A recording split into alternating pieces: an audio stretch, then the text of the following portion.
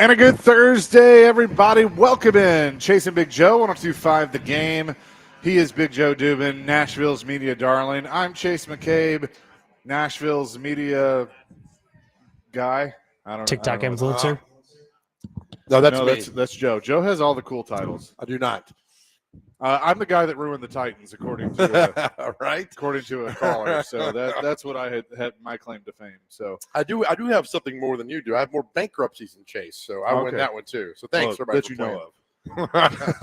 of. It's funny. I have friends that tune into the show every morning at noon. We appreciate them. The first segment to hear me complain about traffic, and I will again today. I don't know what's going on in the town. I know this weekend is one of the biggest weekends ever in Nashville, and I'm not kidding with that. It's huge. Oh, but yesterday and today it's just been the traffic around town has been next level, and it's crazy, man. So there you go. There's your daily traffic report from me. Welcome. Well, the funny thing too is not only has the traffic been bad, but like when I was driving in today, like I had a motorcycle that was just weaving in and out of traffic.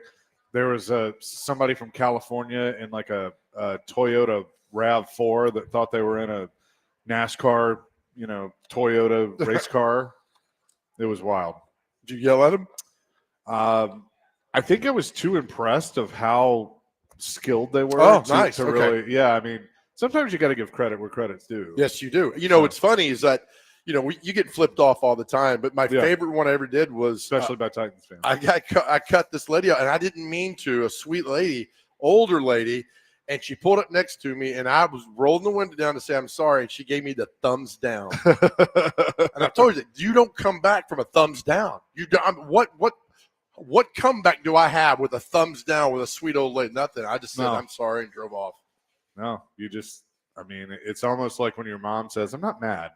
I'm disappointed.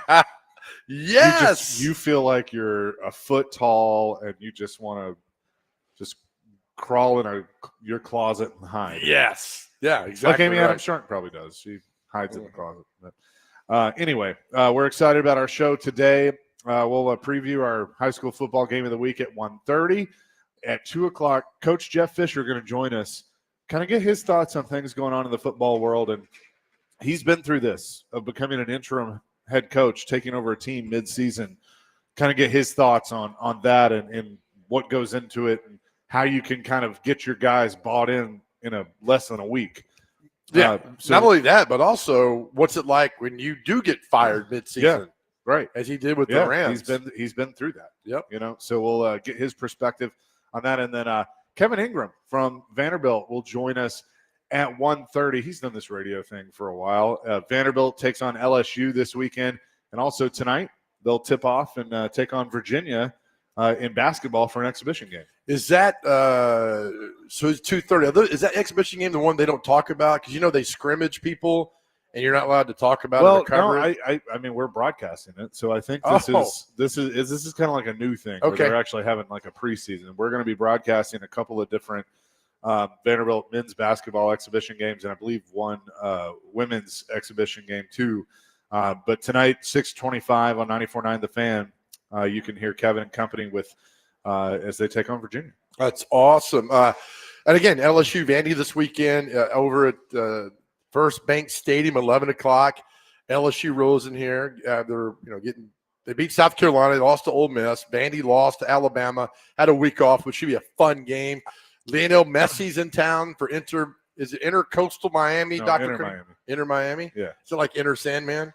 No, it's inter like inside, not inter like walk in. I-N. Yes. Okay. Correct. I-N-T-E. Yeah. By the way, I think I've just kind of glossed past this because I don't believe it. But the fact that Vanderbilt is a 2.5-point favorite for 1948, I think was the last time they were a favorite against LSU. I saw a tweet. This is the first time they've ever been favored versus a top 20 team. Oh, wow. Even better.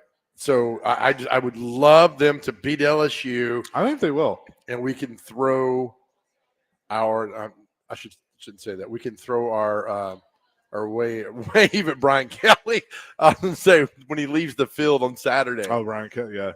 Just So I thought you were saying Brian Callahan. I'm like, what does he have to do with no, this? He's already Brian left. Kelly. We could say, sorry, pal, get out of here, man. And then Messi and that, and then of course on Sunday, Daddy's home, boys.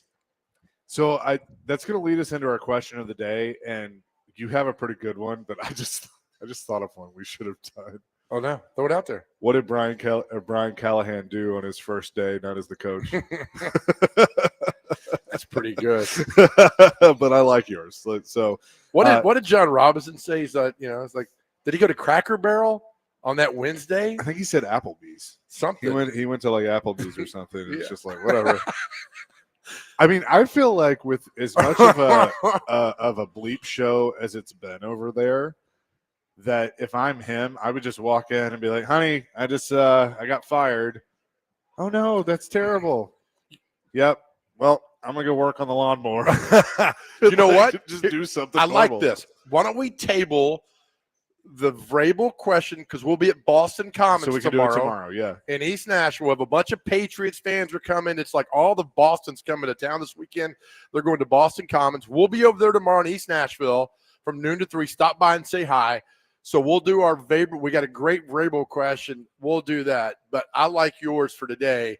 What did Brian Callahan do on his first day off? What did he do? What did he go? What did he do? That's a better question. It's presented by Aries Tactical. Your safety, your skill, your Aries Tactical. Check them out at ariestactical.com. What did Brian Callahan do on his first day off? I think he like sat down and drank a beer and just like was kind of like, I need more substance than that. I am done.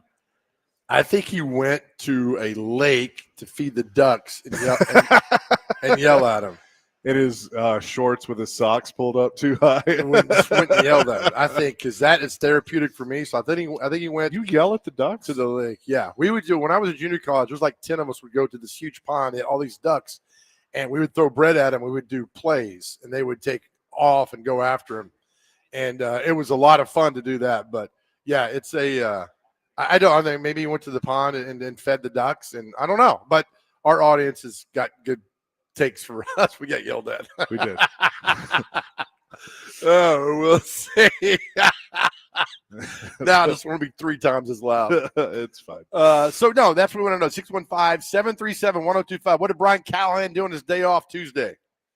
615-737-1025. He flew to Cincinnati and had that Skyline chili. That's from 2518. Let's see. Jess says, Google what someone would do on their first day out of a toxic relationship. Breathe, meditate, thank the Lord that you believe in. All of those. Oh, that's fantastic. Oh, that's great. 7367 says he cried in his piles of money he'll earn doing nothing. Yeah, I was going to say he met with his accountant and said, these checks are good, right? For the 3 years, just making sure. Here's my direct deposit, my new one, just making sure that's good to go. Troy says he went on coaching jobs on Sports Tinder swiping right. That'd be funny if they had a Tinder for fired football coaches. Hey, James Franklin's on here. What's up, buddy? God, he is, isn't he? All that money he's getting on there. You know he's going to weasel his way back. I don't, man. If Florida hires him, I would not be shocked. Peter Burns for SEC Network had the best tweet today. He said, "There's not a better football team in the country than when Billy Napier's job is on the line." I mean, they win all these games. This is the weekend they're going to fire him, and then they go out and they beat Texas and they win games. I think at this point, just finish the season. Yeah, right? Yeah. I think at this point. But he's going to get better. Franklin's not any better. He's not going to do anything. No, but runs out. His shtick would work there. For a little bit, and then it runs out. That's all. Look, all it has to do is work for a little bit. Then you get paid to do nothing. Right. Yeah. Don't bring up Lane Kiffin's name. If Florida fans, if you hire Lane Kiffin, who has done nothing as a head coach, you deserve him. You deserve him. 4704 said Coach Callahan went to Disneyland, where everybody goes when they get fired. Do they? I don't know that. B-Man says he's on a 3-day bender as we speak. Have you ever seen the what's that movie with Nicolas Cage? Is it Leaving Las Vegas or something where he's a drunk? Yeah. Yeah, that's Leaving Yeah. Las Vegas. Yeah. Yep, Yeah. that's It's like that. He bugged the bleep out of his wife till she told him to go get another job. Oh man. I guarantee you at least he has a couple of ideas of where he will end up next. So his first day off would have been Tuesday. And so our good friends at the Roxy Theater in Dixon, they have $5 movies on Tuesday. So he should have just gone to the movies, paid $5, get a huge thing of popcorn and a Coke Zero like I do, and then eat popcorn and belch for about 2 hours in the middle of the theater. This is hilarious for Mel. I heard he met with Jack, the blamer caller, to discuss his revenge on you and Big Joe. Yeah, we wield a big stick around here. We tell people what to do. We do. For those that are now joining the show, Jack called the show yesterday and blamed Chase for all the problems of the Titans because Chase uses his radio show and puts pressure on the players for the Titans, and it doesn't help. It's a detriment to what they're trying to do. Right. We thought he was kidding, and he tripled down. Jeffrey Simmons, I'm putting pressure on you. Right? Yeah. So by talking about you. So the thing about Jeffrey Simmons calling J.C. Latham out at practice, and J.C. Latham allegedly got mad. I love this. No, I do too. I mean, look, he's a leader. Call him out. Greg says Brian played Madden 25 on easy and still lost 21 to 17. Oh man, he couldn't know to go for it, or one of the guys called a pass on the sidelines, and is that a catch? I'm not really sure. But he still didn't challenge. And don't send us a note about it. Guy got fired. He got fired with millions in the bank. I do not feel sorry for him one bit at all because he got that. But the moment I think I was out on him, a lot of you guys were out on him about the catch in Denver. When he told a national TV audience or the TV people that it was the Rams game, that he was settling for a field goal, I was done. I was like, did I hear that correctly? That's not true. You were done when he didn't throw Jeffrey Simmons out of practice last year. We were there. You can attest to that. Yeah. That's when that was the first time I was like, oh no. And I've asked several coaches, Jeff Fisher being one of them, if that had happened and you were the coach, I'd have thrown him out. Yep. He'd have been in the locker room. Albert Hainsworth started that nonsense, and Fisher's like, Yep. Not on my watch. Not so fast, my friend. 615-737-1025. That's our phone and text line, driven by WilsonCountyHyundai.com. We're live today at the Nashville Hotel here at Barlines. Continue to take your calls and texts on our question of the day and much more. That's coming up next. Chasing Big Joe, presented by the Omni, 102.5 The Game.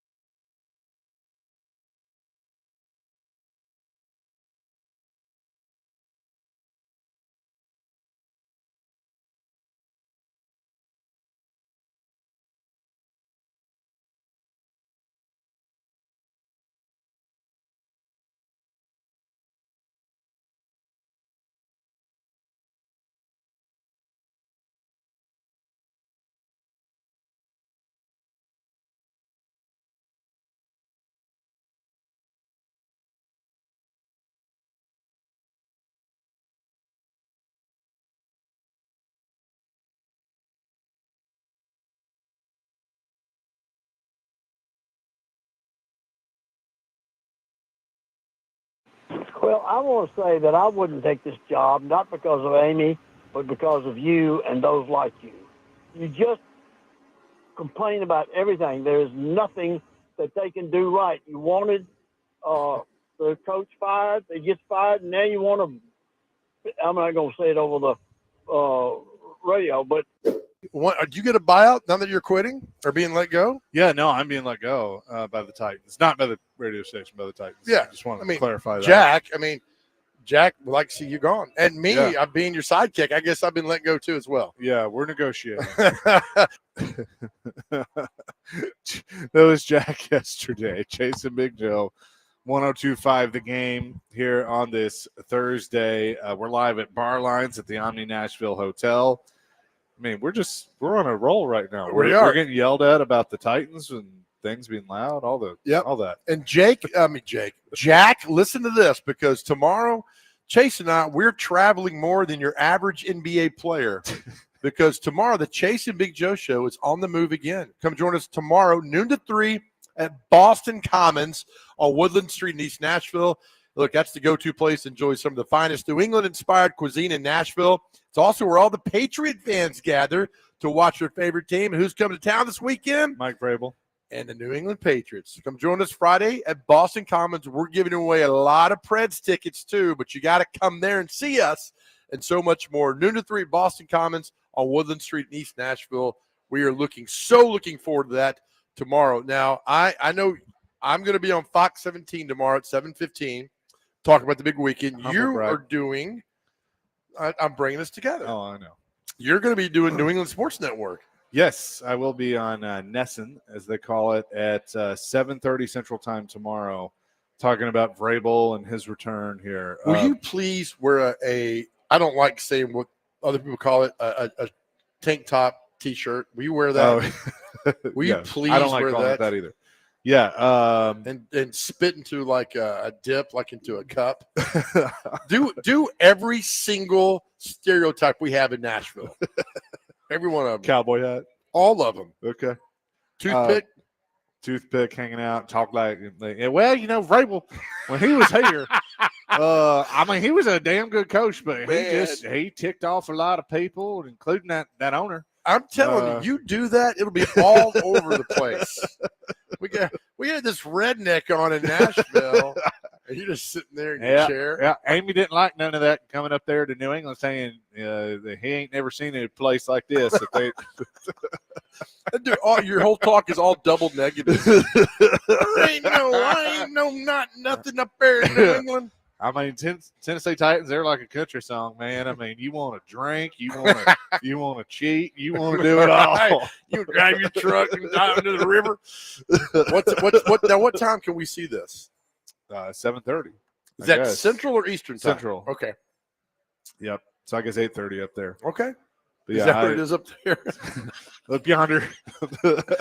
Please do that for us. Just one time. I've been on with one of the hosts on some other things before, so should be good. I don't know why Boston likes having me on, but it's been fun. Like I've enjoyed it. Right. And they were fascinated when Vrabel was the coach. They were fascinated with him down here because I think everybody knew in their heart of hearts at some point he'd be the coach of the Patriots. Right. Yeah. Like I even knew that. Like I was like, one day, like when Belichick's done, that's kind of like, Lane Kiffin leaving Tennessee and going to USC. Like that was probably going to happen at some point. And I think that's why she fired him when he said those comments, because she knew that. I think it absolutely set bad with her, and that, hey, we'll discuss it at the end of the season, and then he was gone. But that's the thing is that, this is a game we all circled back in May. All of us did. And now you come to town and Callahan's gone. It's a disarray. He's got the Patriots are in first place for the first time since December of 2019. So they're rolling. I mean, they beat the Bills, beat the Saints on the road. Now you come to Nashville and play the Titans. Yep. So it'll be fun because the most annoying, fun, obnoxious fans in the world are Boston fans. They are so much fun, but they are so annoying. And tomorrow at Boston Commons, we're expecting a bunch of them to show up tomorrow, and I can't wait to talk to them. There's love it. I was trying to find like a funny clip to use in a promo, and there's a Family Guy episode where I guess Stewie, his voice changes, and so he has a Boston accent, and everybody's scared of him. And he's doing show and tell in his kindergarten class, and he's just talking with this Boston accent of like, yeah, I got like a lighter here, and I got like a bloody shoe, and like all this stuff. Have you ever seen the movie The Town? Ben Affleck, yeah. I mean, it's such a good movie. Like Jeremy Renner got nominated for Best Supporting Actor. I like Jeremy Renner. And that whole movie is just full of Boston accents, and it's such a good movie. Ben Affleck directed it, and it was on the other night, and the Boston accent is just wonderful because they're arguing about the Red Sox, and that even goes back to Good Will Hunting. But I'll tell you, the most obnoxious, fun fan base are Boston fans, all of them.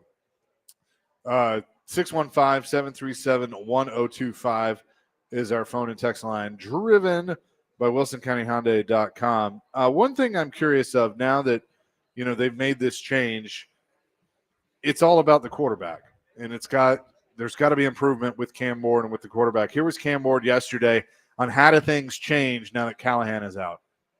Times that you wanted to work with Brian long term and have him here for the duration of your career as much as possible, but how does this change for you now that the change has been made?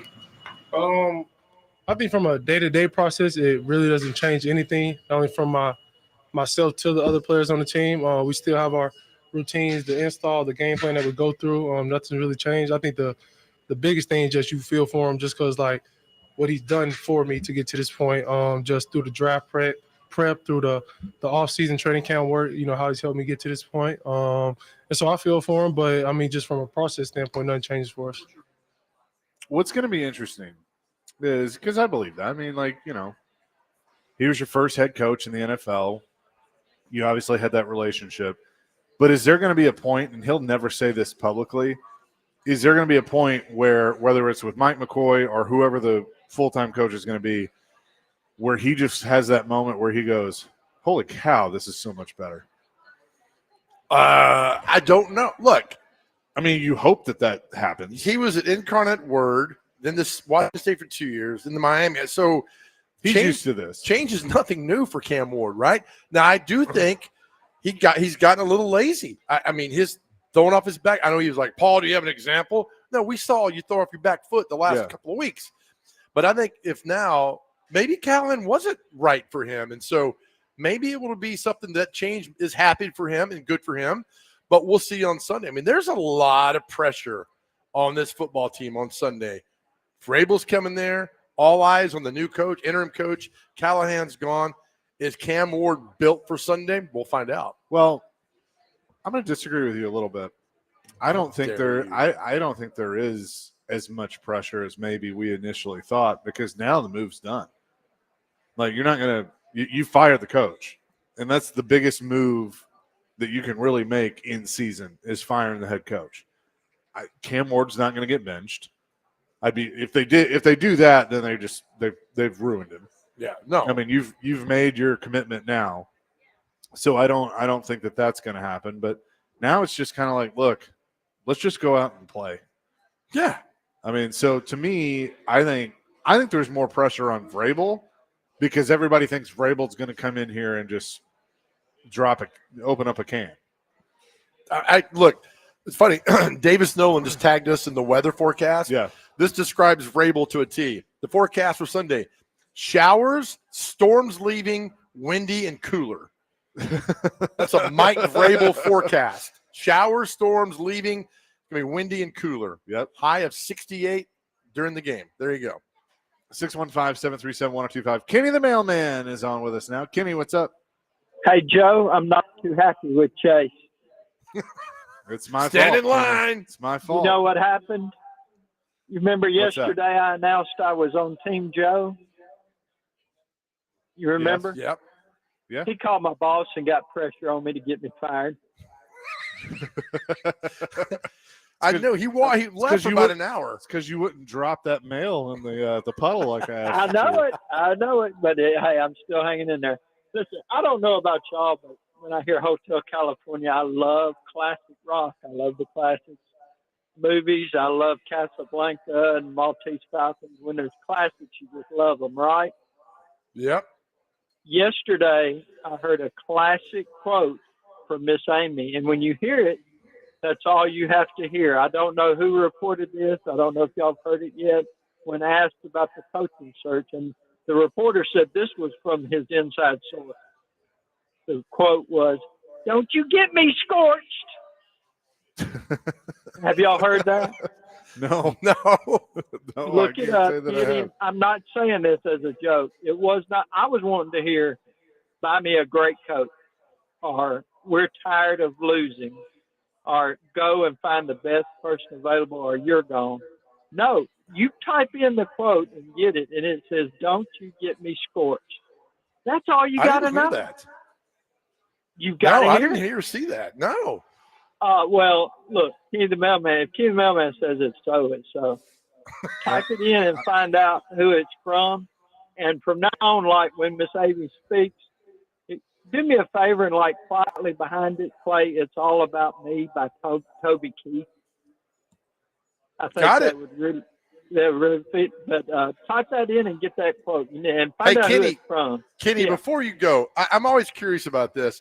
Do you ever sit in your mail truck and read magazines like, I don't know, Guidepost, Sports Other people's back. others? Yeah. Do you ever? Because I would. Ow. My jaw just hit the floor and it hurt. I can't believe you asked me that on the air, Joe. Why don't you just Come go on, ahead and ask me if I'm a thief? You'll get me fired. Come on, brother. We'll take that as a yes. Sometimes I have to check to make sure all the pages are in a magazine. I don't want to deliver something misread. It's all in the way you word things. Oh, But that's great. promise me, type in that quote, "Don't get me scorched," okay? And I want to hear your response. Got it, buddy. Thank you. All right, thank you, Kenny. Kenny the Mailman. We'll type it during the break and check it out. Connor Orr, who has written a lot about the National Football League for a long time for SI, has 20 candidates to replace Brian Callahan as the Titans head coach. 20? Yeah. I'll tell you some of them coming up next. Chasing Big Joe live at the Omni 102.5 The Game.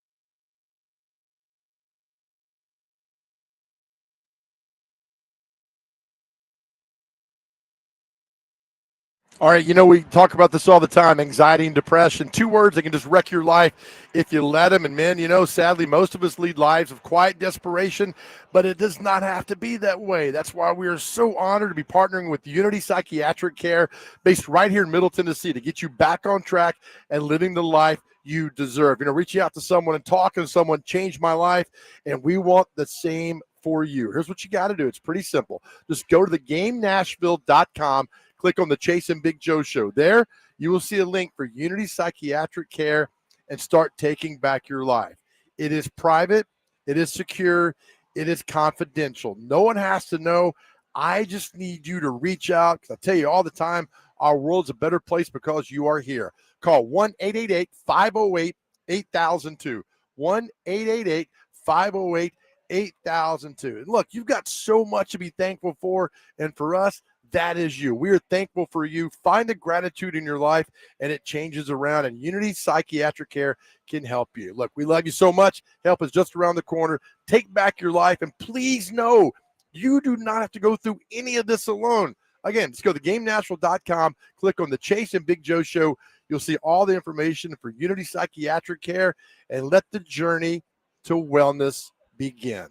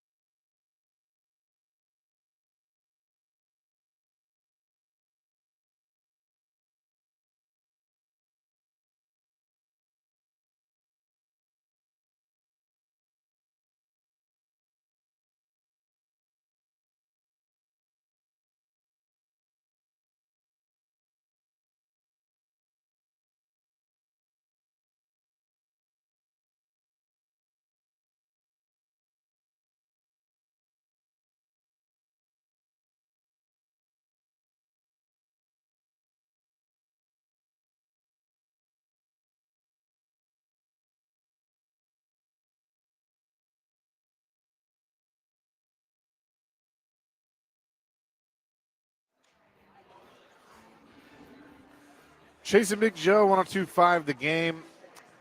Live at Omni Nashville Hotel at Barlines today. We've got a full house. Lots of people here hanging out and having some lunch, watching us. Except for one meanie. Dr. Crane is broadcasting from the Busy Bee Plumbing, Heating, and Air Conditioning Game Nashville Studios, home of the $99 yearly Beehive membership, where the buzz is always about great service. So Connor Orr with SI has 20 potential candidates 20? to replace Brian Callahan as the head coach of the Tennessee Titans. All right. So this is going to be football's version of the dating game. Let's go. When I read these out. Are we ready, Dr. Crane? Ah, yes. Oh, a little Price is Right. Okay, I like it. Even better. First up, he is the offensive coordinator for the Kansas City Chiefs and former head coach of the Chicago Bears. Matt Nagy, come on down. You're the next contestant on the Titans Are Probably Wrong. All right, good. What do we think about Matt Nagy? The more I read about him, the more I like him. He's Joe's favorite right out of the gate. He's the offensive coordinator for the Pittsburgh Steelers, former OC for the Titans, and former head coach of the Atlanta Falcons. It's Arthur Smith. I will help Arthur Smith move from Pittsburgh to Nashville. Okay. That's how much I want Art Smith here. That's how much. He's the offensive coordinator of the Washington Commanders and former head coach of Texas Tech and the Arizona Cardinals, Cliff Kingsbury. I'm good. I'm good with the guru. Now, if he's an OC here under a head coach, I'm fine, but no. All right. Now, this one that I'm about to read, I don't think I would hate. I don't think it has a chance of happening. Okay. But I don't think I would hate it. He is the head coach at Notre Dame, Marcus Freeman. Absolutely not. Why not? You're not giving a college. Bill Belichick, Lou Holtz, Nick Saban, they very rarely work. And don't give me the Switzer and the Pete Carroll and all that. It doesn't work. It will not work. Real quick, the Patriots are signing former Titans tight end Thomas Odukoya to their practice squad per a source. They just cut him, right? Yeah. Next on the list, he is the head coach at Bowling Green State University and Titans legend Eddie George. Absolutely not. Not a chance in Hades. Next up, he is the offensive coordinator for the New York Football Giants and former NFL quarterback Mike Kafka. I say no, but he's got one day. He's got some good reviews. Yeah, one day, not now. Next up, he is the former head coach of the Denver Broncos and the current defensive coordinator of the Denver Broncos. And he's having the time of his life. Vance Joseph. I'm not mad about it. He's going to get a job. He's up there, but yeah. I could go. Okay, I'm okay. He is the offensive coordinator for the Tampa Bay Buccaneers, Josh Grizzard. In the words of C. Montgomery Burns, who? Another one that has gotten a Joe Dubin vote of confidence. He is a former head coach of the New York Jets and the current defensive coordinator for the San Francisco 49ers, Robert Saleh. Saleh. I like him a lot because Koharski. I think he learned with the Jets, the nightmare with Aaron Rodgers. He's a heck of a coach. He wanted to whip Liam Cohen's ass last week after their football game, which I love. I really think he'd be a good coach. I really think he would be. I would take Robert Saleh. Next up, the offensive coordinator for the Buffalo Bills, who was a key part in the LSU Tigers winning the national championship in 2019, Joe Brady. No, sir. Yep. I'm good. Pass. The offensive coordinator for the Seattle Seahawks and the son of former Super Bowl winning coach Gary Kubiak, Clint Kubiak. Absolutely not. Why not? No experience. Not really known overall for his creativity and leadership. Pass. He is the offensive coordinator for the Green Bay Packers, Adam Stavanovich. Nope. Okay. Moving on. Through these. Right. The offensive coordinator for the Baltimore Ravens, and I want to say, yes, was also with the Georgia Bulldogs and ran under Kirby Smart, Todd Monken. Nope. Good coach. Really good coach. Remember, this coach has to be your PR because you're moving into a new stadium Yes. in 2 years. So put that – look, Oh, he's got to well, be a winner. He's got to be a winner. He's got to know what he's doing. But also at the same time, he's got to be gregarious. He's got to be out there all the Good time. word. I think it's cute that you think that this hire is actually going to make it to the new stadium based on how things have gone, but whatever. Next up, he is the defensive coordinator for the Los Angeles Chargers and also was the defensive coordinator for the national championship winning Michigan Wolverines, Jesse Minter. Not bad, but I don't want a first-time head coach here. That's me. I agree, but if they did go that route, I wouldn't hate him. He's got a good rep. This one has a famous last name and is the defensive coordinator of the Los Angeles Rams, Chris Shula. Is that David's son? I think so. David Shula, and our buddy Music City Bets know this. David Shula was one of the worst NFL coaches of all time with the Bengals. Grandpa was great. So I'm conflicted. Yeah. I like the name. By the way, when I go to a restaurant out of town, I always use the name Don Shula. You do. This is a name that I think the Titans will completely stay away from, but I think he could get a job. He's the former head coach of the Miami Dolphins and current defensive coordinator for the Minnesota Vikings, Brian Flores. Is he still suing the NFL? Are they still? I think that's done. Okay. I don't know. He wasn't very good with the Dolphins, but I'd put him above the others because he's got experience as a head coach. I think he was better with the Dolphins. He just handled it wrong. So I don't know. The defensive coordinator of the Jags, Anthony Campanile. I don't want to hire him because I can't say his last name right. Pass. Move on. And then he has 3 that he put together: Davis Webb, Declan Doyle, and Grant Udinsky. No, we're not hiring those guys here in Nashville. What's this guy's name? Connor Orr? Yeah. How about Connor Orr not? Did you come up with that all by yourself? I did not. I've been working on that for 30 minutes. That's funny. But, yeah, there you go. So all right, take all that down.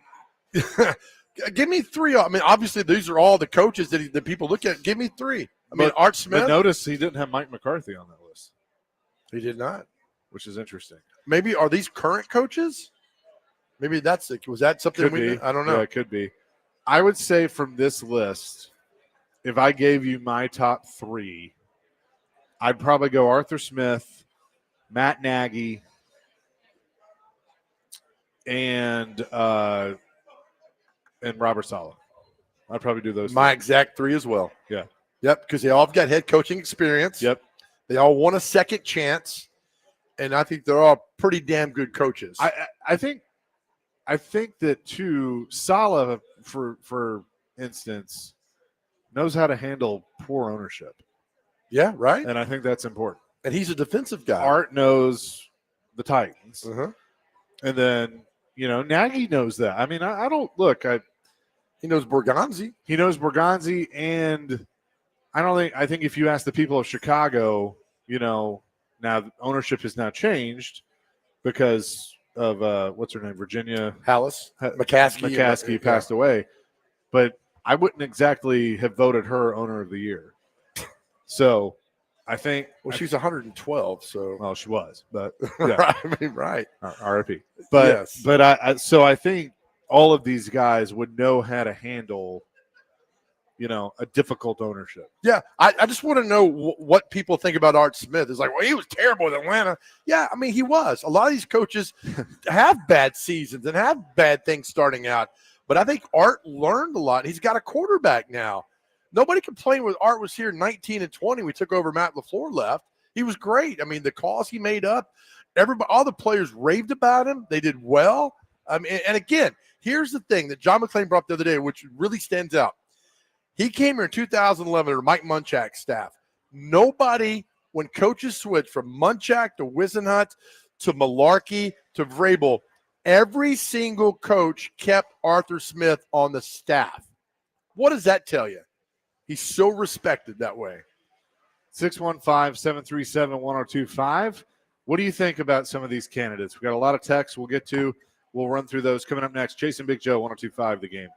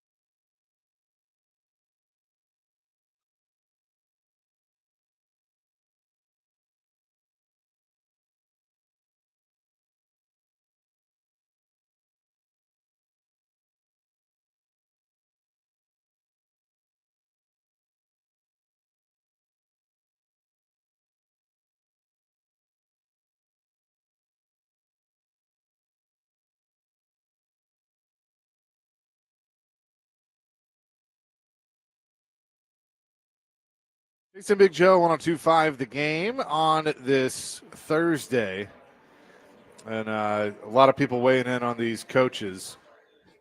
Real quick before we get to them, like, are coaches that haven't been fired yet that are going to get fired? Do any of them intrigue you? John Harbaugh. Well, I don't think he's going to get fired. Well, man, 18 years is a long time in one place. Look, if John Harbaugh or Mike Tomlin become available, absolutely they're at the top of the list. There's no question. I don't think Mike Tomlin. Once he's out, I think he's out. I agree. I think he'll do like Cowher did. I mean, I think he'd be good at TV too. He's been there. This is his 19th year in Pittsburgh. Yeah. So I think is he the longest tenured? Yes. Or is Harbaugh? And Harbaugh came in 08. Yeah. Okay. So right behind each other. All right. So Just real quick, some names that could be available. Mike McDaniel, I say no, but if he was the OC, Yeah. I would do that. Right. Like if you hire Robert Saleh as the head coach and Mike McDaniel as the offensive Love coordinator, it. I'd be okay with it. All day. Zach Taylor, no, we just did that. Kevin Stefanski, again, not as the head coach, maybe the OC. Yeah. I tell you, if that staff gets fired, if like Art comes in, I'm calling Jim Schwartz. Mhm. Yeah. Would you consider Jim Schwartz Head coach? Yeah. No. I would. And I don't think he wants it. I don't either. think, but defensive coordinator, Yep. yes. Let's see some other ones that could be out there. Dayball Yes. as a head coach. Yes. I like him. I really like him. I would have said for a long time I would say no, but I would hire him as the OC. He's in trouble now, right, for yelling at the team doctor? Yeah, something like that. I don't know. So of course you like him. That's not right. Get him out there. But he can't walk. I didn't say get him out there. Can he play? Yeah, Coach, right. he can't stand up. So I'm good on that. I'd consider it. He wouldn't be at the top of my list, but Okay. I would consider it. I'd consider him for OC. All right. Let's see. Nobody there. Dave Canales. No, Carolina's stupid. They'll never Yeah. get rid of him. He's a good coach. And then who the Saints just hire? Kellen Moore. Kellen Moore, no.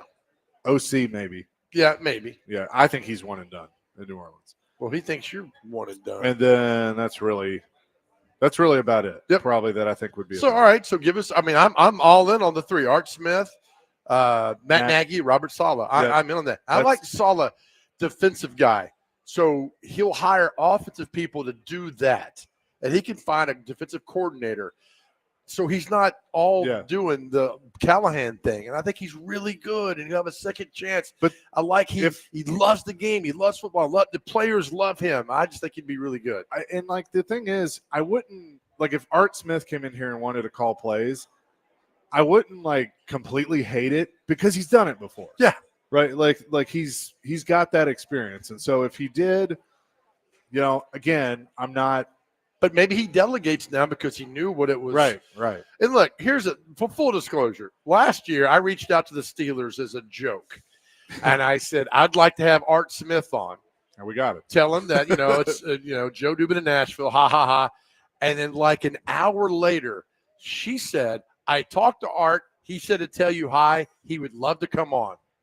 And I was like, and I called you, and I was like, you won't believe this, but we got Art. And he called, he was great. We were here. He was great. We were at Kitchen Notes. That's right. And he had the quote about Tannehill. Yep. That we were like, basically. Because I said, are you as surprised as we are that he's not in a camp right now? And without missing a beat, he goes, nope, but I've also talked to him. And I know where he's at. And he's good where he's at. And he's good. Right? And he pretty much was telling us, he's content being retired. Yeah. So, he was on with us for like 25 minutes. It took forever. It was great. But I just think, I don't know, he was so good here, and he's a good dude, and players respect him, and they'll play for him. I just think he'd be a great hire. 615-737-1025. Luke wants to weigh in on head coaches. Luke, what's up? Man, I feel like possibly, Titans faithful have kind of gotten jaded to a point where they're thinking they're going to get themselves a Mike Tomlin or John Harbaugh or something like that. I just think that if you're going to find a guy like that, it's nearly impossible. I just don't think that you're going to get one of those guys. Like you said, I think they'll retire before they come to rebuild a franchise. But I did have a question. Yes. Would you guys rather get somebody like John Gruden that's like a known issue, in his own way, or would you rather go and risk and do something crazy like try to go get somebody from college, Marcus Freeman, Franklin, somebody like that?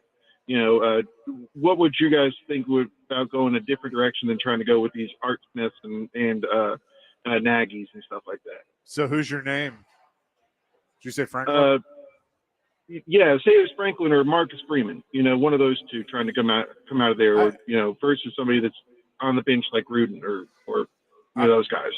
I wouldn't touch James Franklin with a 10-foot pole. Nope. Because I've seen that before. Marcus Freeman intrigues me. I like him. I think he's a good coach. It's just so hard to have success jumping from college to pro. It just you don't. I mean, I know there have been a few examples of it working.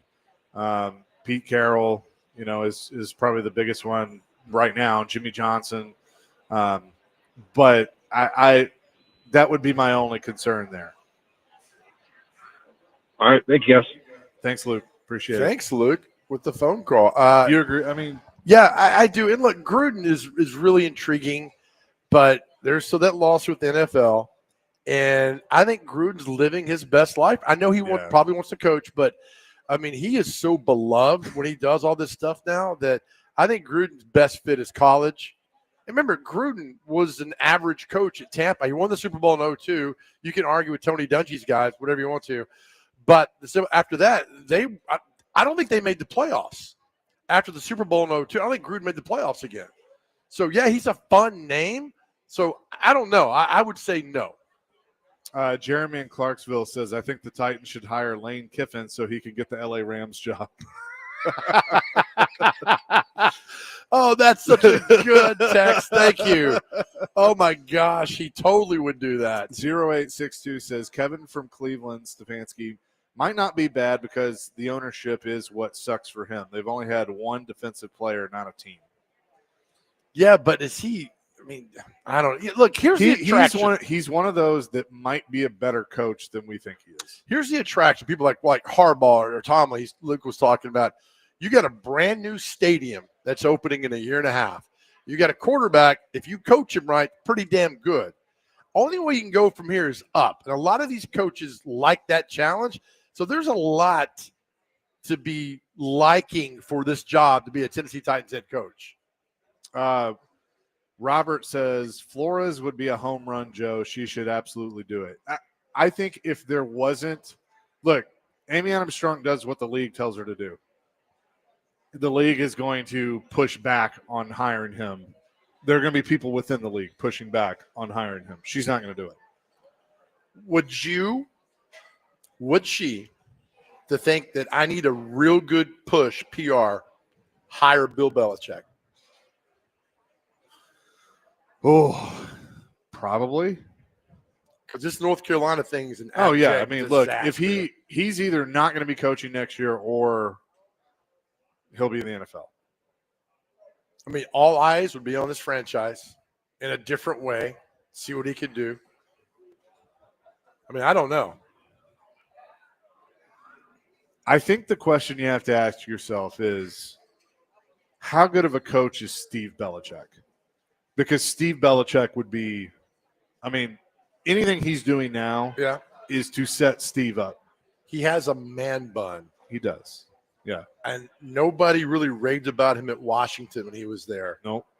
So I think it'd be a bad hire. Just hire Art Smith and we'll get this over with. We'll continue this discussion and much more coming up next. Steven, hang on the line. 615-737-1025. We're live at the Omni, 1025 The Game.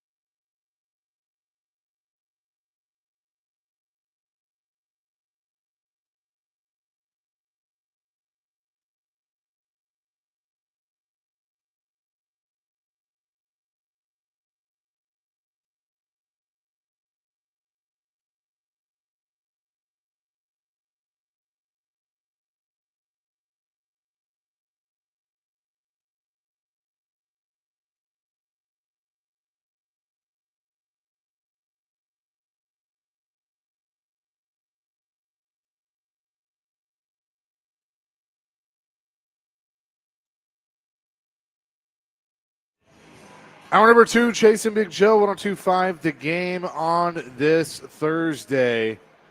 Hope you're having a great, it's not a start. You're halfway there, halfway through the day. But hope you're having a great day so far. Talking about the Titans coaching search and all the candidates out there. And look, I think this is going to continue to be a subject throughout the year. Now, if they turn around and win 3 in a row, then maybe support for Mike McCoy will heat up. But right now, it feels like that everybody just looks at Mike McCoy as he's the interim. They're going to finish the year out, and then he's gone. Yep. And right now, I think that should be it. Like I think you need to just start over. The only coach I would keep on this staff is Fossil. Bones Fossil. Yeah. Now you're doing the redneck Bones Fossil. Yeah, we call him Bones. Why? I had a friend named T-Bone. I never heard that nickname until he got here. Then he was doing an interview, and now I know why they call him Bones. He's always had it. Oh, yeah. Okay. Not in the end with you and the crew over there. My bad.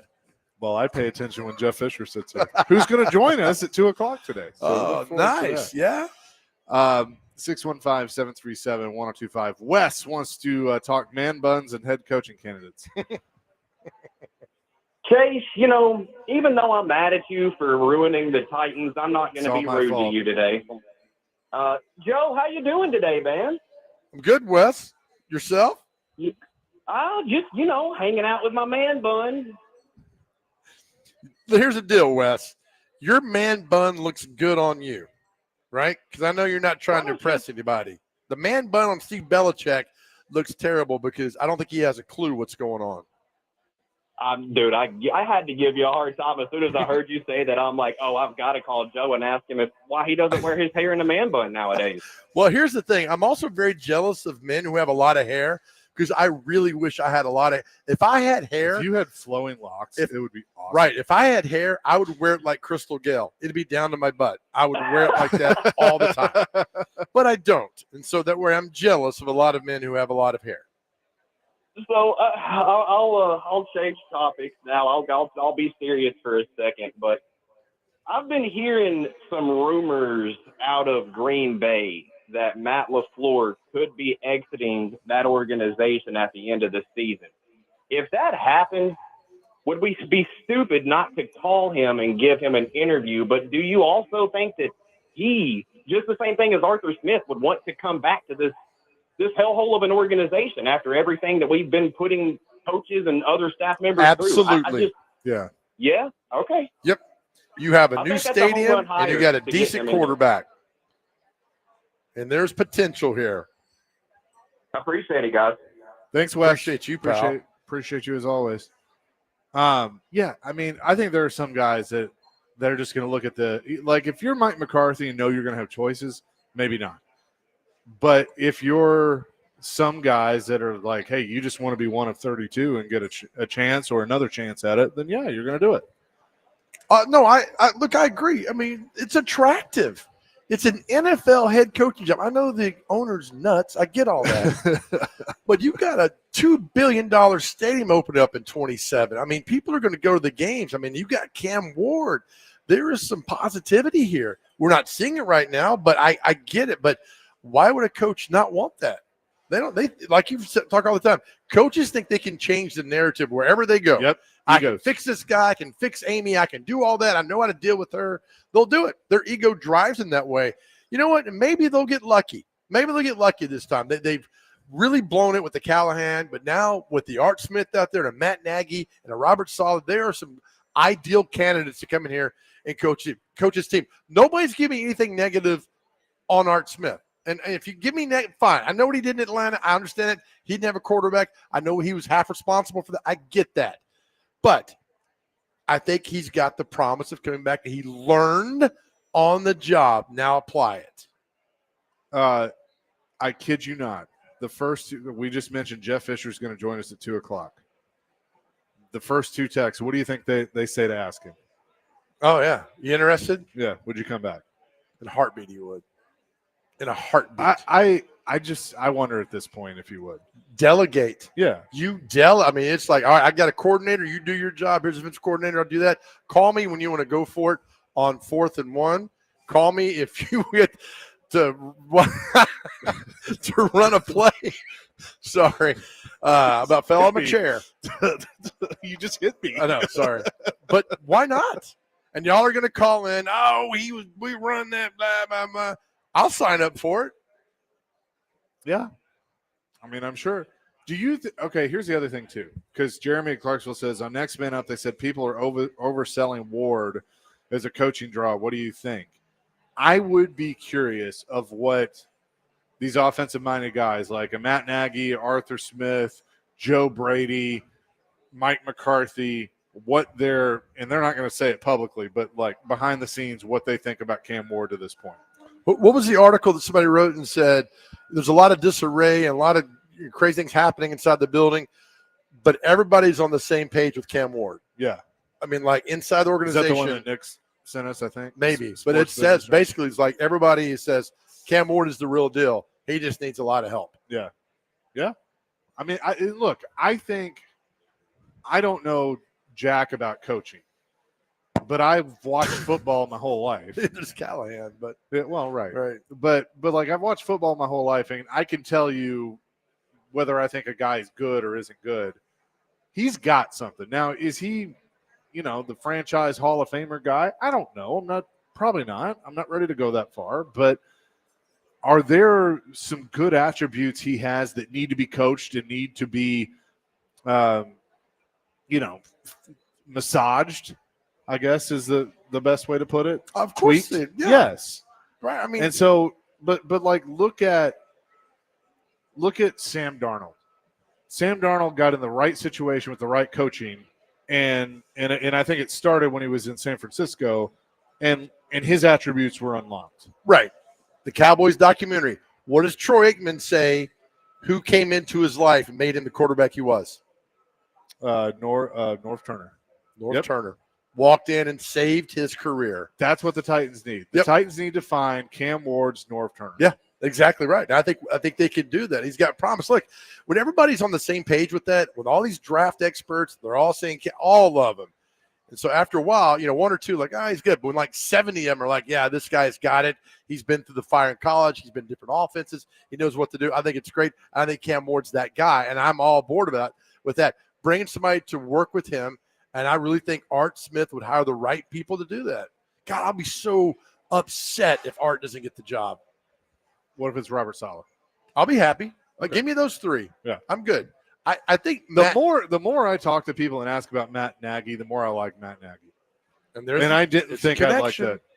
If Brinker let Borgonzi talk and pick up the phone, then maybe you see him picking the phone and slapping the hand down. Not today, Mike. You don't talk today. It's my turn. Only if I tell you. And then next July, I'm gonna go to the press conference and say, "Hey, Chad, that football team you put on the field tomorrow, did that win the Super Bowl?" It's like, you son of a. They're not gonna let you in. They're not. We're gonna walk in and they're gonna, hey, can you stand outside? They're gonna. Do you know your name? Yeah, I'm Buck Jr. He's older brother. I'd like to come in, please. If they did that, which they won't, but if they did that, or like, hey, Joe doesn't need to ask any questions, I would look at them and be like, I have made a deal with every media member in this room. He's going to ask the first four, and you're going to sit there and take it. Well, it's funny. Like when it happened, I didn't know the exact the fallout of that, and like an hour later, it just took off. It was everywhere, and somebody's like, "Oh, you set them up." I did not set them up. I did not go in with any malice. I just wanted to hear them say yes or no, and here's what we got to do. I gave Chad Brinker the opportunity to say that. My favorite part of the whole thing was there were some media people that were like, they know you and they laughed, but they're like, yeah, whatever. And then there were some that are just so desperate and dying to go viral. Yeah, it was a stupid question. They attacked me left and right. I didn't care. And look, you know why? Because it wasn't them. Right. And that's the thing. We talked to Callahan Sunday in Las Vegas. Same question. It's like, Brian, are you mad or frustrated? And he gave me an answer that you'd probably give to a kindergarten class when they mess up at nap time. Oh, guys, I'm a little frustrated. We could do better. I'm like, I would have loved for him to pick the podium up and just throw it to the back of the room. I needed to see that from him. And I didn't get that from him. And I knew at that moment he was done. I just can't wait to see what the next coach does for summer camp. I mean, are we going to be doing hopscotch or like Noodles, right, Noodle, Dr. yeah. Crane? We get the swim noodles and pop you on the behind. Yep. Using pool noodles. Yeah, right. Yeah, Gucci on the pool noodle. I remember when it came out, you're like, it's. I was like, no, it's terrible. Look, I will admit, when I first read that, I'm like, I don't really care. This doesn't bother me. Like they're still doing stuff, and then 2 days into training camp, I'm like, oh no. It's like they got the summer camp program for the Nashville Sounds in-game promotion. We got silly bat race. We got the 4 water balloon toss. Yeah, the 4 big figures running around, beanbag toss. I mean, it's just stupidity. When you have a limited time to practice, you need to be practicing, not playing slap ass on the football field. Real quick, and then we're going to move on to some college football. Justin said, what about Jim Schwartz? Because TD was asked about that. We both say defensive coordinator, yes. Head coach, no. Ryan in Florida says, how about Eric Bieniemy or Byron Leftwich or even Marvin Lewis? I think the ship has sailed on all 3 of them. Yep, that's right. Like Bieniemy, I don't even know where he is now. I don't know where Leftwich is now. But like, where is Leftwich? I mean, he had some promise. Yes. Right. Well, didn't he take the Jacksonville OC job a couple years ago, then withdrew his name? And I remember people like, well, you took it and you want to do it. And then we got our 3 guys. Yep, we do indeed. We'll get into some Vanderbilt, LSU, and more college talk coming up next. We'll preview high school football at the bottom of the hour. Jeff Fisher at 2 o'clock, Kevin Ingram at 2:30. Chase and Big Joe live at the Omni, 102.5 The Game.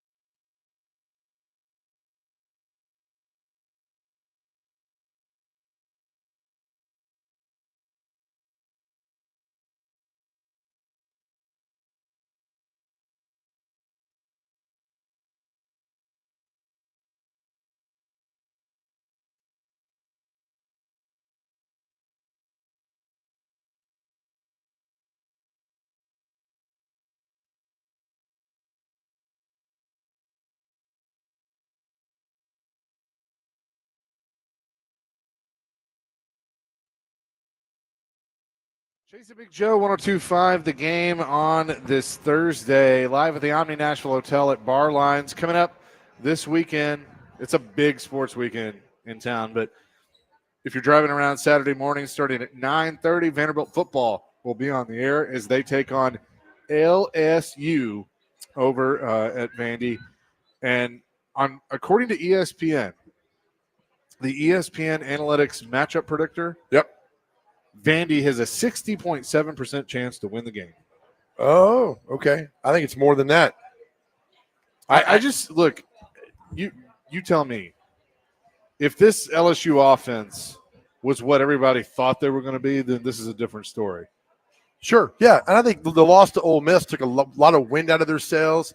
They beat South Carolina. It wasn't pretty.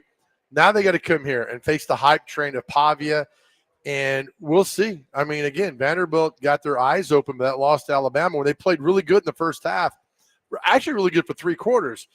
And now Vanderbilt knows to get back on the map, they beat LSU. And it's a critical game for LSU because that'll give them 2 losses. LSU still got to face A&M and Alabama. They're thinking Vanderbilt's going to be a must-win. The season started. Love for them to put the beat down on Brian Kelly, and they can. They should.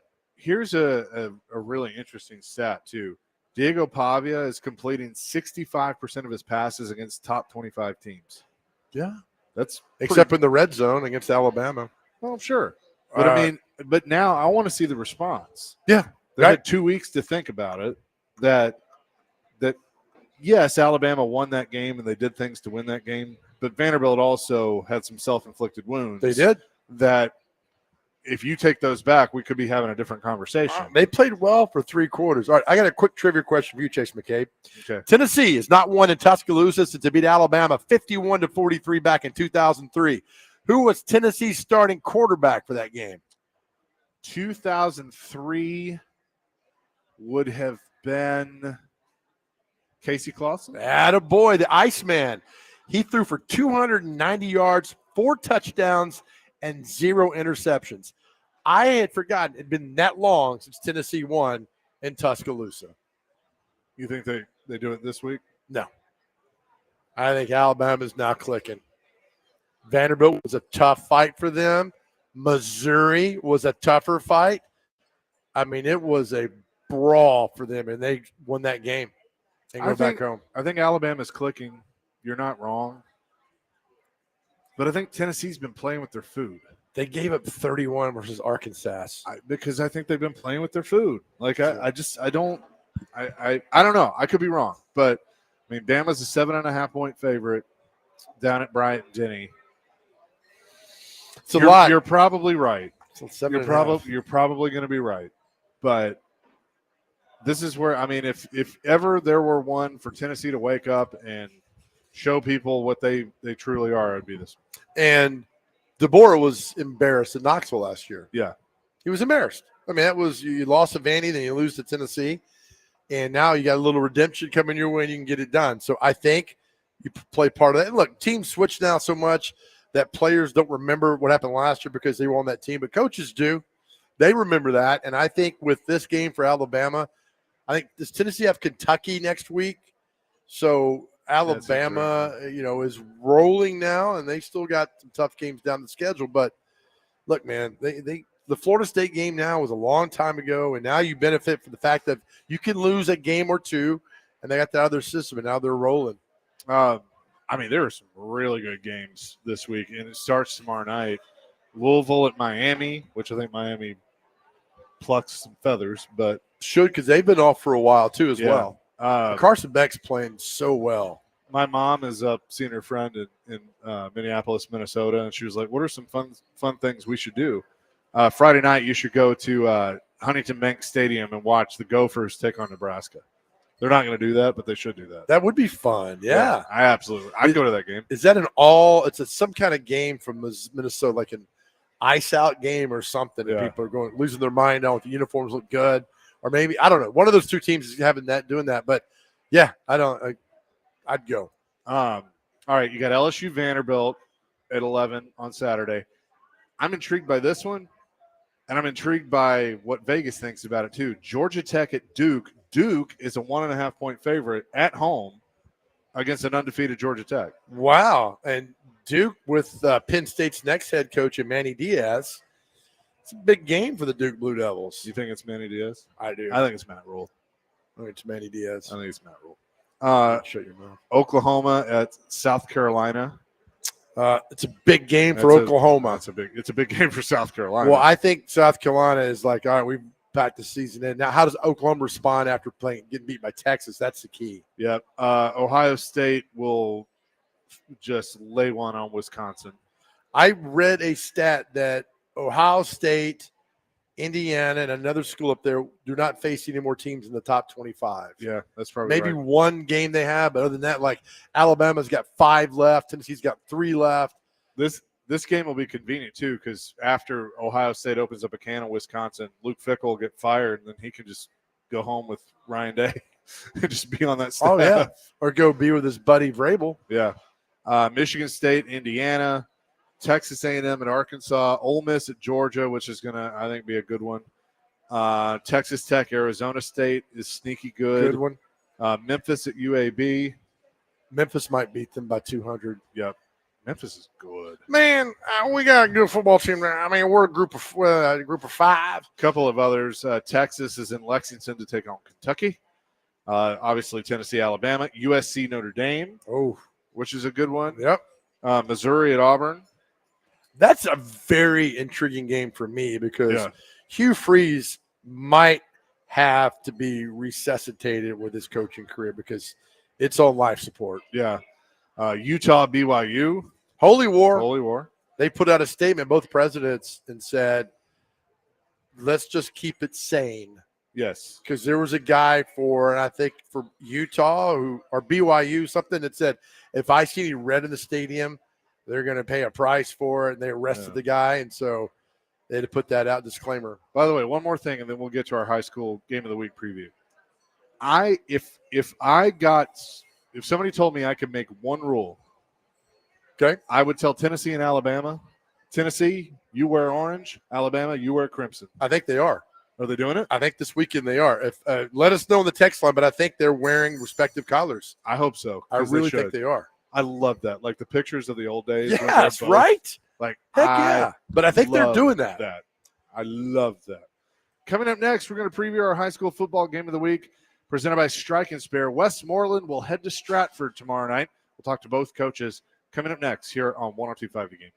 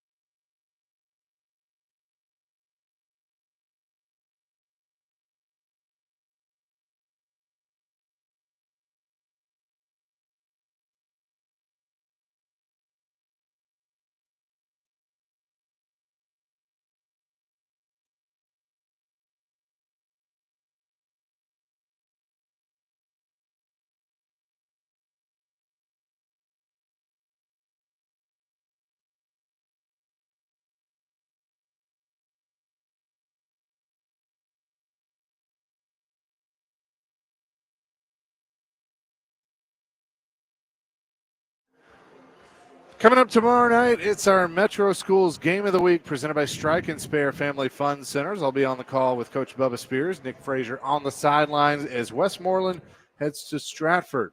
We'll have pregame coverage for you at 6, and with the game blitz going around the mid-state, and then our game at 6:30, and the game blitz to follow after that. Let's bring in head coach Ryan Harris from Westmoreland. Coach, how you doing?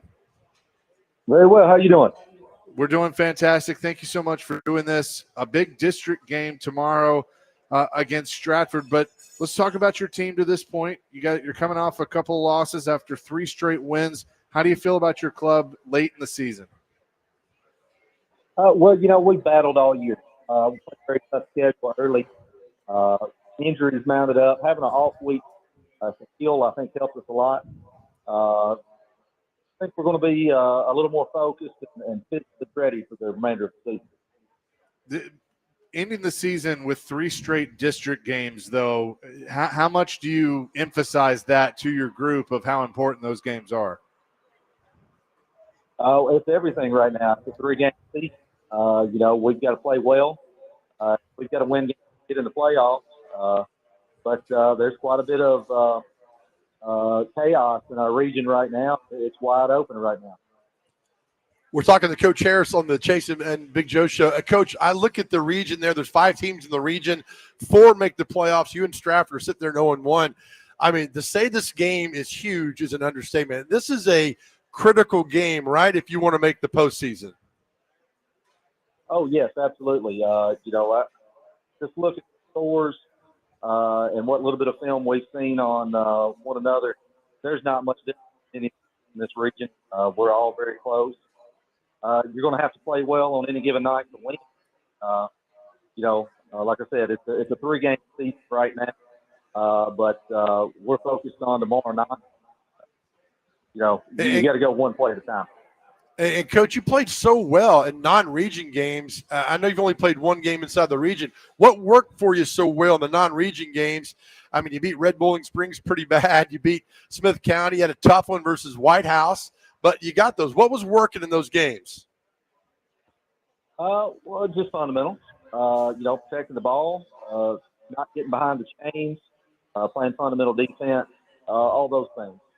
After the White House game, we've had a couple of injuries and spent a week or 2 kind of trying to get well. Had a battle with White Creek. Came out on the short end of that, and had a few more injuries coming out of that game. We just got to get back to fundamentals and doing what we do well. Coach, how much does the routine change when you have to go on the road, especially with a little bit of a bus ride to get to Stratford? It's a little bit unique in this region. You got a little bit of rural community in the metro area, and it's contrasting styles of play, obviously. And, it's a big deal going on the road. You have to handle it well, but that's true everywhere. You got to stay focused and worry about yourself. You can't worry about what's going on around you or outside the line. Well, Coach, best of luck tomorrow night against Stratford. We're looking forward to being there and calling the game, and thanks so much for doing this today. Thank you very much. That's Ryan Harris. He's the head coach at Westmoreland. And we bring in the Stratford Spartans head coach, Anthony Law, who is on the line with us now. Coach, how you doing? Going well, sir. Thank you. You just heard Coach Harris, and obviously I think you would feel the same way of how important this game is as you look at region play, as you two have 3 games left that are all region games, and how much this can mean for you guys to get into the postseason. Yes, this is definitely one of those games that you need to turn up your focus and what we like to call turn it up a notch. We want to be fundamentally sound in all of these things and just try to do the things that we're good at and do those things a lot. What have you learned about your team, and especially the last 2 games that didn't go your way, that maybe are some things that you have worked on that'll get you ready for tomorrow night? Well, one thing I know that our guys are going to fight regardless. We were down 5 starters weak on defense. So, we get those guys back this week, so we should be a little better. We can get calmed down, and we don't have to play guys too late.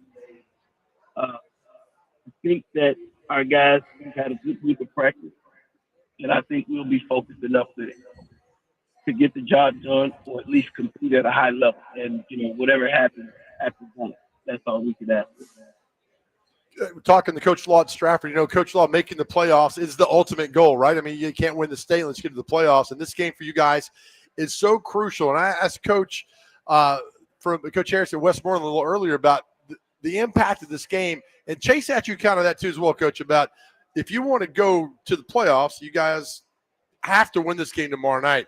Is it a must win? Because you guys are in that position now, that fourth spot in the region to get in. But at the same time, that's pressure, but there should be pressure because you're playing football, right? Does that make sense? Exactly. Tomorrow is a very important game, mainly because it's the next one we play. And we want our guys to feel the pressure. I got to rise to that pressure and perform at a high level.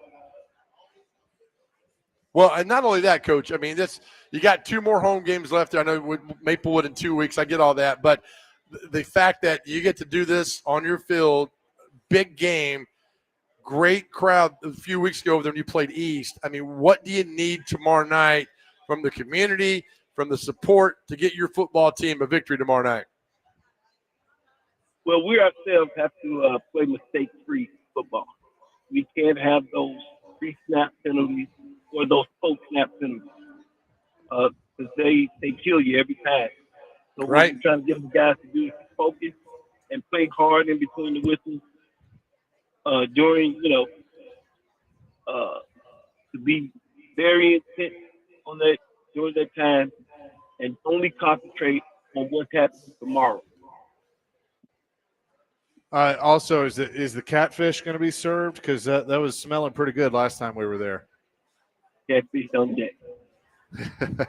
we love it. Coach, thanks so much for joining us. We appreciate it, and we'll see you tomorrow night. Thank you. Go Stratford. That is Coach Anthony Law joining us, the head coach at Stratford. And, again, we'll be on the air with the Game Blitz pregame from 6 to 6:30, then the pregame for our game at 6:30 as Stratford hosts Westmoreland. It is the Metro Schools Game of the Week presented by Strike and Spare Family Fun Centers. And just glad that we can highlight high school football and Metro football here on 102.5 The Game. Are you guys stretching this into the playoffs? I believe we might do the first week. Good. Is probably the plan. I love it. Anytime you can focus on Metro High School and these kids who bust their tail, these coaches who give everything, I absolutely love it. So I shall be listening tomorrow night. Yep, indeed. We'll have more coming here on 102.5 The Game.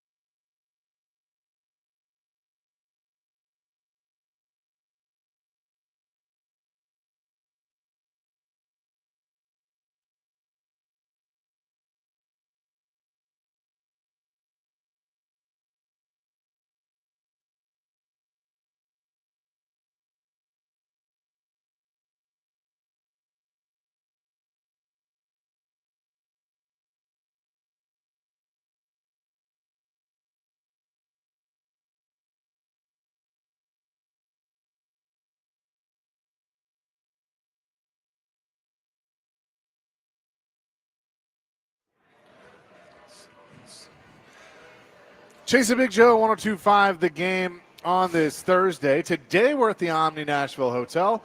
Tomorrow, JoJo will be at Boston Commons. Yeah, we are traveling more than your average NBA player. The Chase and Big Joe show is on the move again tomorrow, Friday, from noon to 3 at Boston Commons on Woodland Street in East Nashville. Boston Commons is the go-to place to enjoy some of the finest New England-inspired cuisine in Nashville. It's where all the Patriots fans gather to watch their favorite team and Red Sox fans. And who's coming to town this weekend? Yes, Daddy and the New England Patriots. Daddy. So come join us Friday at Boston Commons where you can win Preds tickets. That's right. We're giving away a lot of Preds tickets, but you got to come there to register and so much more. Noon to 3, Boston Commons on Woodland Street in East Nashville. We are so looking forward to it tomorrow. I went by the other night and had the Reuben. So good. And they say, Mr. Dubin. I love a good Reuben. Mr. Dubin. I love a good Dubin Reuben, right? They're like, Mr. Dubin, can you leave? It's 3 a.m. I said, I sure can. Our friend Music City Bets also loves a Reuben. He does. He does. That's like a Reuben. Now that I told him what it is. We had the Reuben at the Hogfish down in Key West. Yes. It was so good. The snapper Reuben. Nice. That's your dancing name. I knew you were saying. I was like, welcome to the stage, Snapper Reuben. I was disappointed you didn't get your picture taken with the Chippendales in Las Vegas. I thought you and Ricky might do that. Yeah. You don't want to show off. I thought I'd pass on that, but appreciate you offering. Yeah, that's right. Though it happens. I didn't know you were still working for him, so that was cool. Well, I saw a lot of old friends. Yeah. They're like, I'm you sure. still dancing? I sure am. And it felt good. It was a good time there with all that. Now, you laughed when I say Daddy's coming to town. Why'd that make you laugh? Because it's true. It is. Right? I laughed, too, because Kuharski has an article, and I've heard Paul say this several times, of I don't do game predictions unless I have a really, really good feeling. And he has a really good feeling about this game that he thinks it's going to be a massacre. That Vrabel is going to come in here and just absolutely destroy the Titans. Well, let's hope he's wrong. I don't think he's going to be wrong. I'm trying to find it because there was a stat he had in there that was pretty good, actually. No, I don't think he's wrong at all. I think that Vrabel's out for blood. He's going to come in here.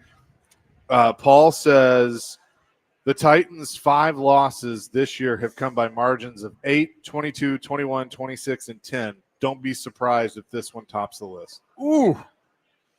Okay. All right, we'll see what happens. For some reason, I have this epiphany that Monday Jeffrey Simmons is traded to the Patriots. I don't know why I keep thinking. I've got no insight. I have the only NFL insider I knew is one Rick Merritt, and he has no comment on this. But I just got this feeling that they trade him to the Patriots next week. Trade deadline is 3 o'clock Central Time on November 4th. So we got a couple weeks. I just think they'll get through this game and then ship him up. And I think you say, I want a first rounder back. Oh, yeah. If you're going to trade him, like you got to get a first. Otherwise, don't trade him. You don't have to. That's right. He's still under contract. You could try again at the draft or this summer, or maybe they're able to make moves enough to improve this team with a new coaching staff and all of that. But if you're going to make that decision to move on and trade him and just ultimately embrace tank and building for the future, then you need a first. But yeah, absolutely get a first. And then, he's gone. He's doing his thing up there. And then you'll be sitting there at 1-6. It's not like you're playing for even the playoffs at this point. So then you go, put some new young guys in there, let them play and get experience and see what happens. But I mean, and I have no insight again on any of this. I just got a feeling that they would, and good for him, I mean, if he wants to go up there and continue his career in New England with Papa, he's more than welcome to do that. Well, I did think it was interesting. Jeff was asked yesterday, about Vrabel and all the feelings and stuff. And he's like, listen, got a lot of respect, love him, but I know exactly what he's telling his team. And so we got to be ready for that. Mm-hmm. And when he said that, I'm like, oh yeah, he knows. Exactly. He knows what's coming. Well, I mean, he spent 5 of his 7 years with Vrabel here in Nashville. So he gets it. And that's a Vrabel player, Simmons is. And then, look, they're all in now. If you win, you're 5-2 for New England. You get Simmons and add that punch in the middle, and you're making yourself up for a nice little run. So, yeah, give me your first rounder and take care. It's going to be great, like late in the third quarter when the Patriots are up, 41-3, and Simmons goes and sacks Drake May and like flexes in front of Vrabel, and Vrabel just kind of looks at just points to the scoreboard. Oh my gosh! I mean, do you think it'd be that bad? I just hope they come out. Because I think he looks at them in the locker room and doesn't have to say a word, but I think the mindset is, I want you to. We are not going to let up. Like, and every time. I would laugh, too, if every time they score, he turns around and looks up at her suite. It's right behind him, right? It's on that side of the stadium. Yep. And looks at it. Yeah, but, he's going to deflect and like, hey, I had a great time when I was here. She gave me the opportunity to be a head coach. I'll always be appreciative of that. We had some good times. Next question. Okay, Dr. Crane has an interesting take. Say it. Yeah, I think if the Titans were to trade Jeffrey Simmons now, it's a lost cause because that brings no attraction for the next head coach. Like, you got to have a cornerstone on each side of the ball. It'd be Jeffrey Simmons and Cam Ward. But if you trade him on Monday, then what is there to look forward to? If you're a head coach coming to Nashville, there's no defensive prowess. Like, you're going to have probably a top 32 pick to replace a Jeffrey Simmons like that, and they can't do that, obviously. Yeah, look, you would. The first job after trading Jeffrey Simmons would be to figure out how to replace Jeffrey Simmons. I get that. But I think the attraction's Cam Ward. And if it's not, then this team has more problems. You mean Art Smith's going to turn this job down because they traded Jeffrey Simmons? Not at all. Because it's what you're getting back is making you happy. All right, you got the first pick. Oh, we got 2 picks in the first round. All right, good. We can build this. And then you go and go and go. But you got the quarterback. Look. Every guest we've ever brought on in the NFL talks about the quarterback. That's the key, the quarterback. Nobody comes on the show and says, that defensive lineman you got, you're going to Super Bowl with that guy. I mean, he's a great player, but like Chase says, that's not the attraction to come to Nashville. It's that quarterback and that big old stadium coming in a year and a half. Yeah, but how do you build around a defense, though, if you don't have your key pillar? Well, the pillar is going to be gone. You go and find a new one. Would it be Devondre Sweat then? Maybe it could, but I don't think you're worried about that right now. Your team is 1-5, and everybody thinks it's going to be 1-6 after this weekend. So I think the Simmons thing to me is, he's a great player, but no team, no coach ever took a job because they got a stud defensive lineman. It's just the Titans are in a very, very fragile position right now. Hey man, I said what I said. Okay, if they just. If they mess it up, I mean, they can mess this up for the next 5 years. Weston Hermitage says, I'm going to buy Joe a shirt that says, quote, and just see what happens. That's his catchphrase, whether he admits it or not. Right. It used to be wonderful. That's wonderful. That's like, see what happens. Now, thanks, Wes. Now I'm write that down. I'll never say those words again. Let's see what happens. 615-737-1025. Coming up next, we're going to be joined by our coach, Jeff Fisher, of course, with AF1 and the Nashville Cats. We'll get his perspective on taking over as the interim head coach, also getting fired midseason, and what that is like. We'll discuss that with Coach Fish coming up next here on Chasing Big Joe, 102.5 The Game.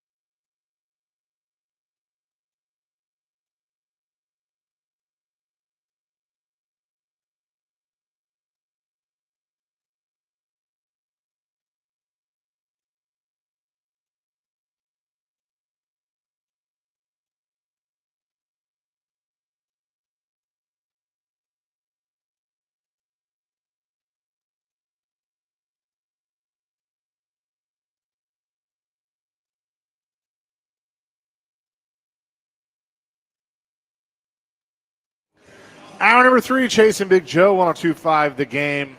On this Thursday, we're live at the Omni Nashville Hotel at Barlines, and excited to talk to our next guest because we always enjoy our conversations with the commissioner of Arena Football One and, of course, longtime Titans head coach Jeff Fisher is on the line with us. Coach, how you doing?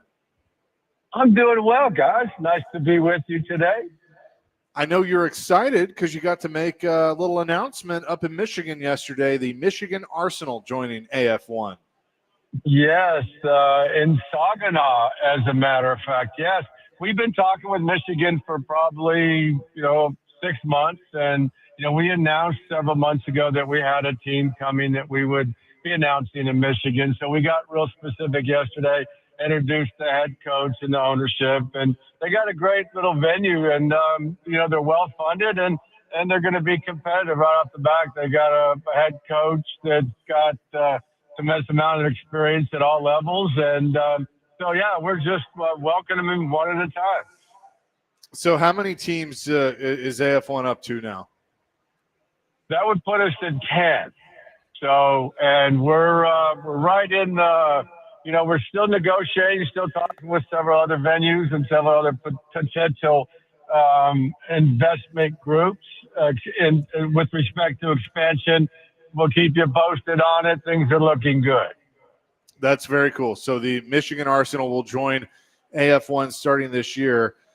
We wanted to kind of get your thoughts on some things going on with the Titans because you've lived this life before. In 1994, I guess it was Floyd calls you and says, hey, we want you to be the interim coach. We're making a coaching change. Now get out there and let's see what happens. How difficult was it to go in there? You had been the defensive coordinator. You take over as the head coach, and you got to get the buy-in from these players in less than a week before you turn around and play your next game. Yeah, the next game was a Monday night game and against the Giants at home.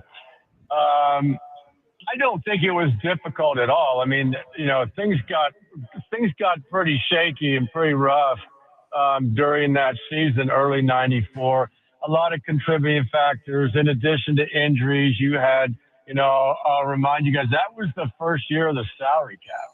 Right. So we end up having to trim, Bud was paying players back then and we had to get down. So, you had all those great defensive players that you couldn't bring on the roster, former. And then, you had Warren Moon. We had to go with Cody Carlson and had a whole bunch of stuff going on. On top of that, we were a run and shoot offense.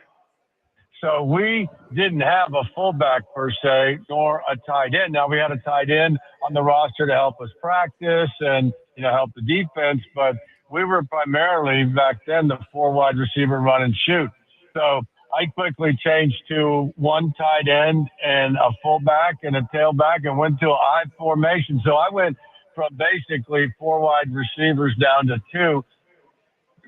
Didn't sit very well with the number 3 and number 4, but we got through it. And the big thing is just affect change, recognize everything that had gone wrong, admit to it, and then lay it out in front of them and do everything you possibly can to play hard and win a game. And reality is everybody, when these things happen, everybody's future is front and center. And so, even though this was an early season change, still I think, people say guys are playing for their jobs. They're always playing for their jobs, but I think you see a little surge.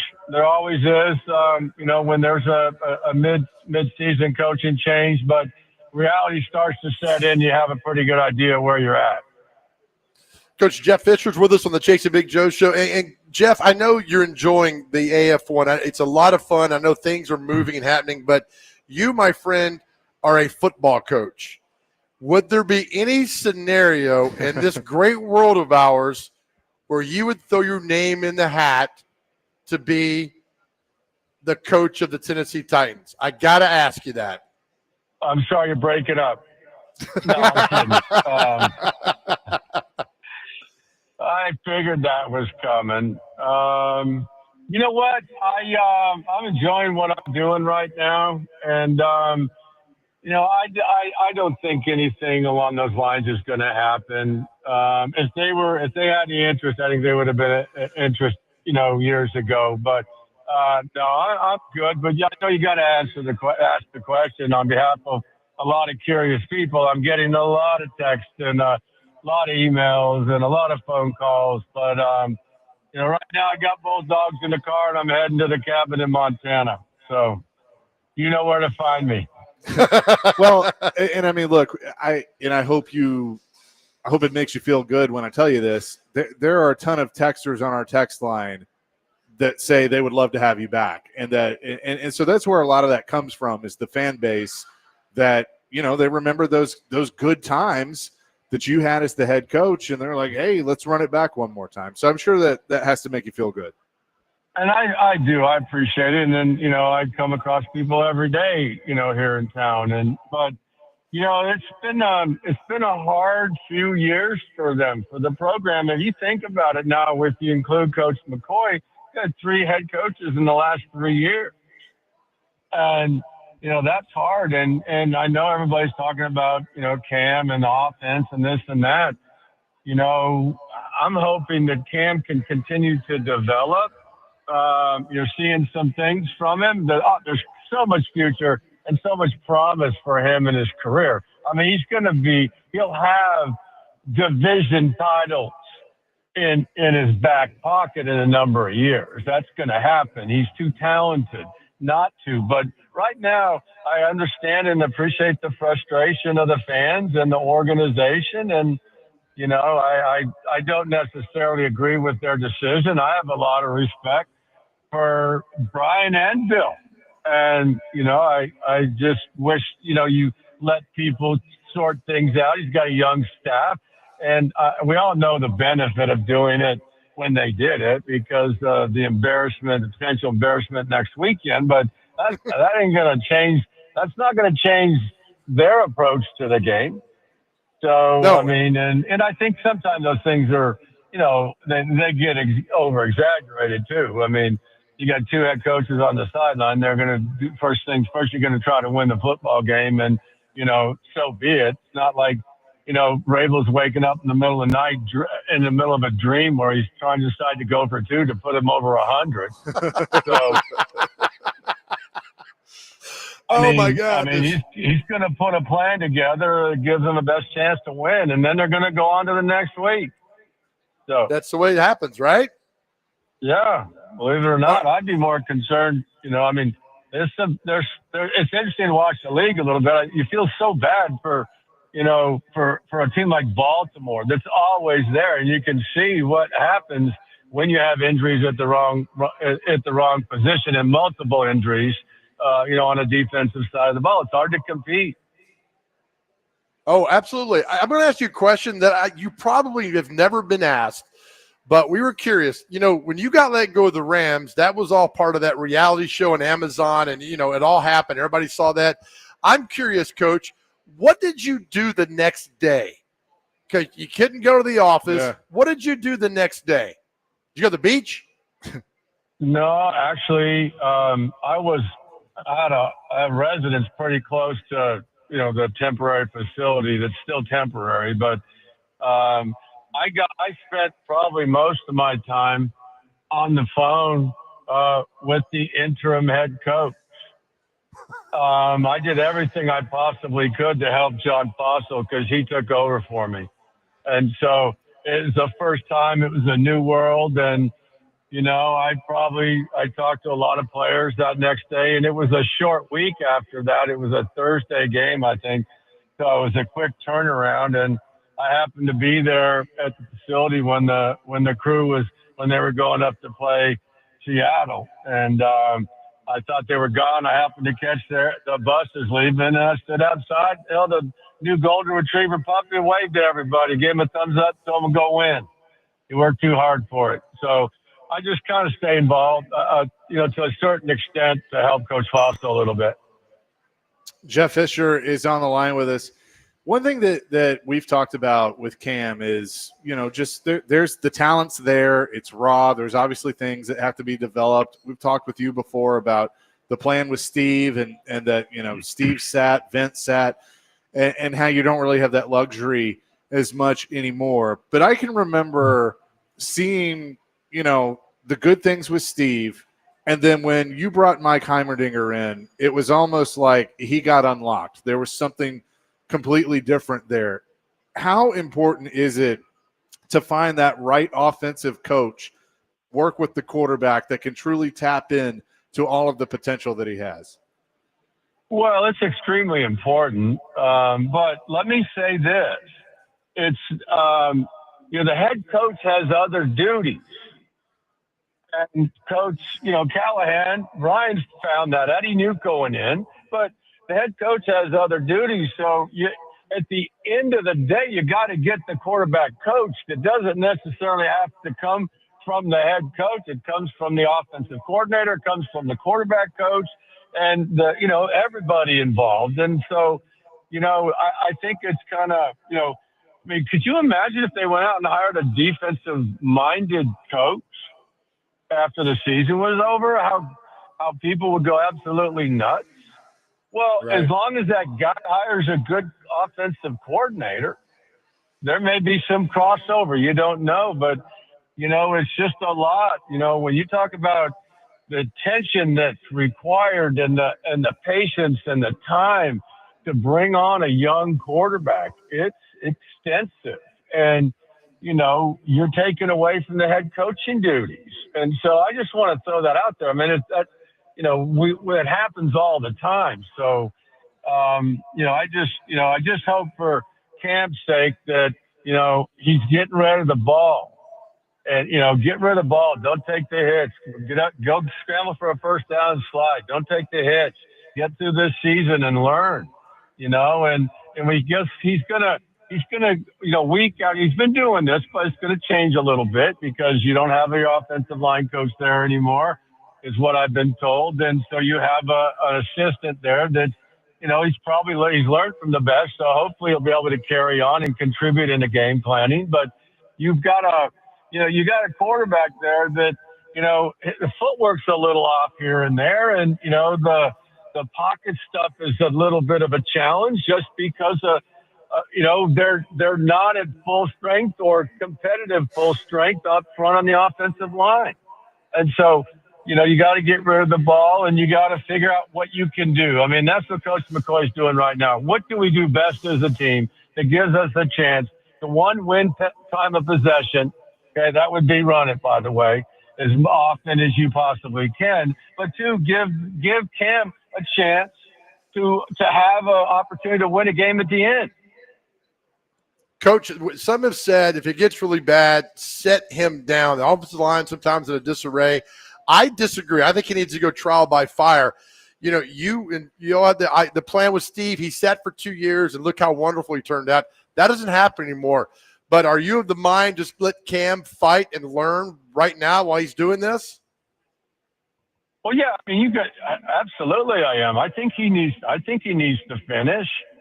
But obviously things are going to change ever so slightly in the offense. I would think maybe Coach McCoy would add some stuff that's what happens when there's these kind of changes. But bottom line is defenses are going to be doing the same thing. Oh, by the way, they're going to start pressuring him a little bit. You better have some answers, and those things. But as long as he's got answers and because Cam he's got the mind and the mindset to be able to read, to be able to adjust. Now, I don't know that, what they're asking him to do specifically, but, I would think he sees the field pretty good. And, he might be able to take a progression across the ball. I don't know. But if he is, then do some stuff that makes sense for him. If you are Mike McCoy, you're game planning. I mean, do you keep everything status quo, Jeff? I mean, you wouldn't make a bunch of changes, will you, before the game just because you're the new interim coach? No, keep this in mind now. There's a whole bunch of other players on the offense besides the quarterback. And you start making changes right now, you got problems. So, you can adjust within the system. And every week there's new stuff that goes in, even with a young quarterback. So, I think you subtly, go in the direction that you think or Coach McCoy thinks is best for, for Cam and the offense. Coach And Jeff by Fisher. the way, by the way, let's get the defense. The defense needs to, and I think Denard's has had a big challenge, and I think he's done a respectful job. But defense and special teams got to pick it up when you got these kind of things that happen.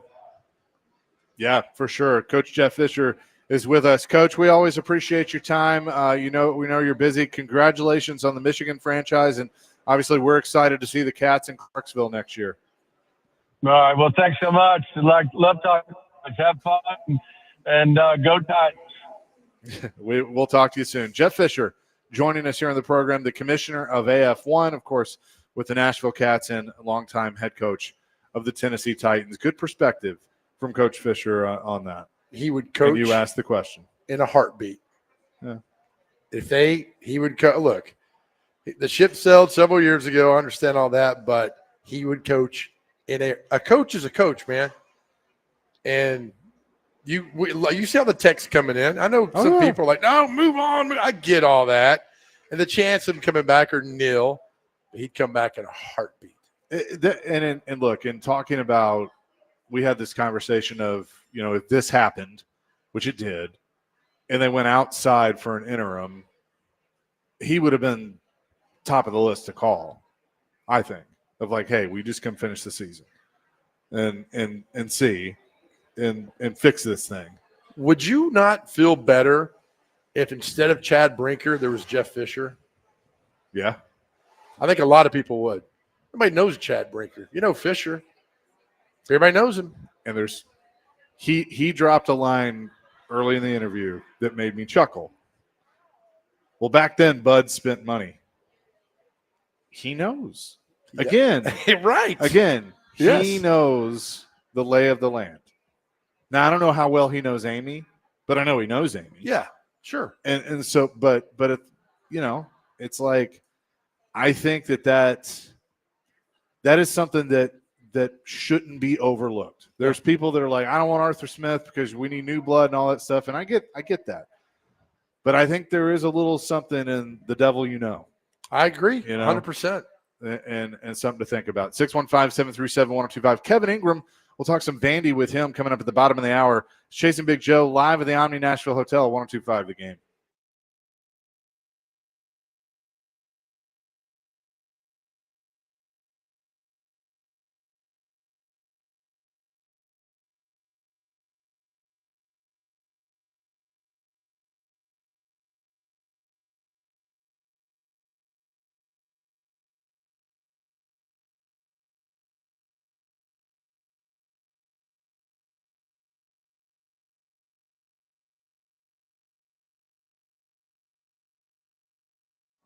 All right, it starts tomorrow, the Yellowwood 500 weekend at the Talladega Superspeedway. 3 straight days of racing. TalladagaSuperspeedway.com or call 877-GO-TO-DEGA to get your tickets to the Yellowwood 500 weekend, the NASCAR Craftsman Truck Series race tomorrow, the Xfinity Series on Saturday, and the Cup Series playoffs continue on Sunday. You can also enhance your race weekend by adding passes to the Talladega Garage Experience presented by Cool Ray.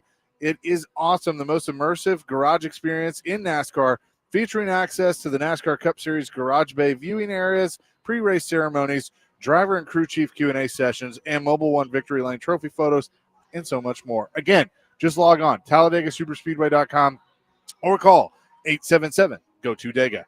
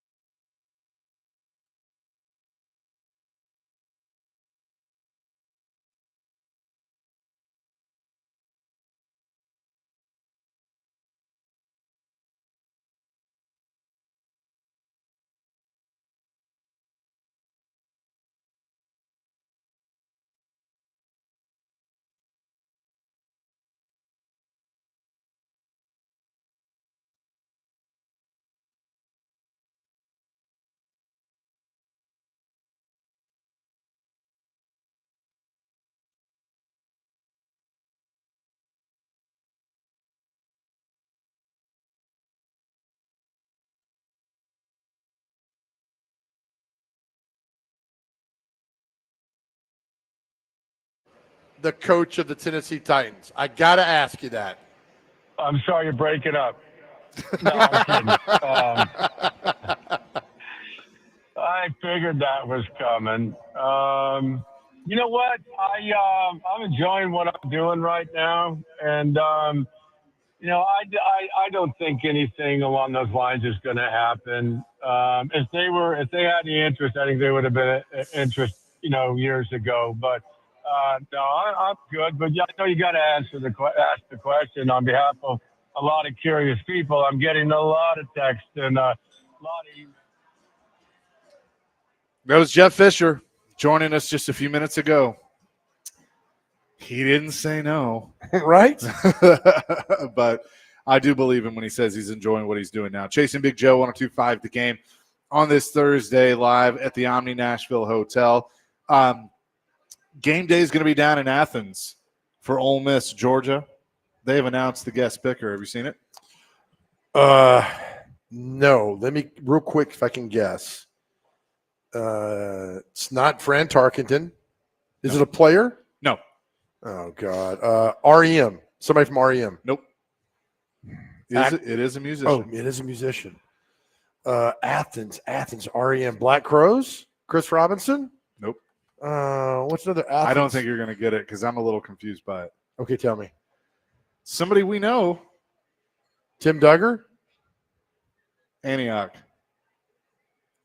Jelly Roll. Yep. Oh my Lord. It will be Jelly Roll. He's got Ross teeth now. You notice that? They're very white. They're very. That's my favorite Friends episode. But yeah. Wow. Okay. Good for. What's the tie-in? I don't know. I mean, because is he a Vols fan or? I think he's Kenny Chesney. He's a fan of whoever asked him. That's a great way to put it. Fan whoever asked. Yes, I know he's a diehard Titans fan. He is. I mean, he is. He always wears the Titans hat. Like he's. But yeah, college wise, I don't know. That doesn't make sense to me. Because there's so much musical talent in Atlanta and in Athens. I thought REM would be great. Michael Stipe come out and sing "Man on the Moon," or there's just some other great bands that come out of Athens. 615-737-1025. Roy wants to weigh in on Jeff Fisher. Roy, what's up? How great it was to hear the great guys talking football with you guys. I mean, there's a lot of fans that miss him, and there's a lot of fans that remember towards the end with the Vince Young saga and all the crazy stuff that's going on. But I'll tell you, Jeff Fisher, I went to a lot of arena football games with the Cats. And this guy is walking around with the fans. I mean, he's not just sitting up in a booth. He does not forget his fans. And oh yeah, right. I'm not saying it's going to happen. But look, Pete Carroll is still coaching, and don't think if Bill Belichick gets a buy to UNC, there's not going to be an NFL team screaming at him to come coach. It could happen, and I think it would be great. I mean, he's already built one stadium. He came here in Nashville when the stadium was open. He was with the Rams when they transitioned to LA, then they got rid of him. I think he'd be great. He would bring a young offensive coordinator in. Let's get the stash back. Tighten up, guys. There you Thanks, go, Roy. Roy. Appreciate the call. Thank you, Roy. I really think, I mean, if you told me today that Chad Brinker is being replaced by Jeff Fisher, I think unanimously people would be like, okay, all right, I'm in. I'm good. I trust. I know what he did. Everybody's got their faults, but I mean, that's Fisher coming back in the end. It'll never happen. I get that. But well, man, remember, we had him on like a year or so ago. And it was around this time. And I think we asked him that question of, would you consider doing something like that? Not the coach, but basically what Brinker does. And remember his response? Yep. She's got my number. She's got my number. Exactly. Yeah. So, I mean, I think that is probably more of a realistic thought. Yeah. And by the way, Jeff Fisher would God bless you, buddy. Jeff Fisher would let Mike Borgonzi talk in a press conference. Jeff Fisher would let Mike Borgonzi be the GM. Right. He would. I mean, I think Jeff would take that role as hey, I'm gonna run the perimeter and deal with Miss Amy. You run the football team. You draft the player. Now he would have say. I mean, Jeff's not gonna. Probably not a lot there. Do you think Brinker? To me, Brinker is Rick Moranis and Spaceballs. He just walks around, thinking he's the boss, and everybody over there makes fun of him. Every single person makes fun of him. It just hit me right there because I was thinking, he's going to be very demonstrative about who he is, and nobody's paying attention to Brinker. Is this now? No, sir. It was then. This right? Now. Now? No. Everybody would, man. Oh, that is good. That is fantastic. So, an interesting little storyline subplot to talk about. Coming up next, Vanderbilt football hosts LSU on Saturday, but the basketball team has an exhibition game tonight against Virginia. We'll talk to Kevin Ingram, who is the voice of Vandy men's basketball and also sideline reporter for the football team. We'll talk to Kevin coming up next. 102.5 The Game.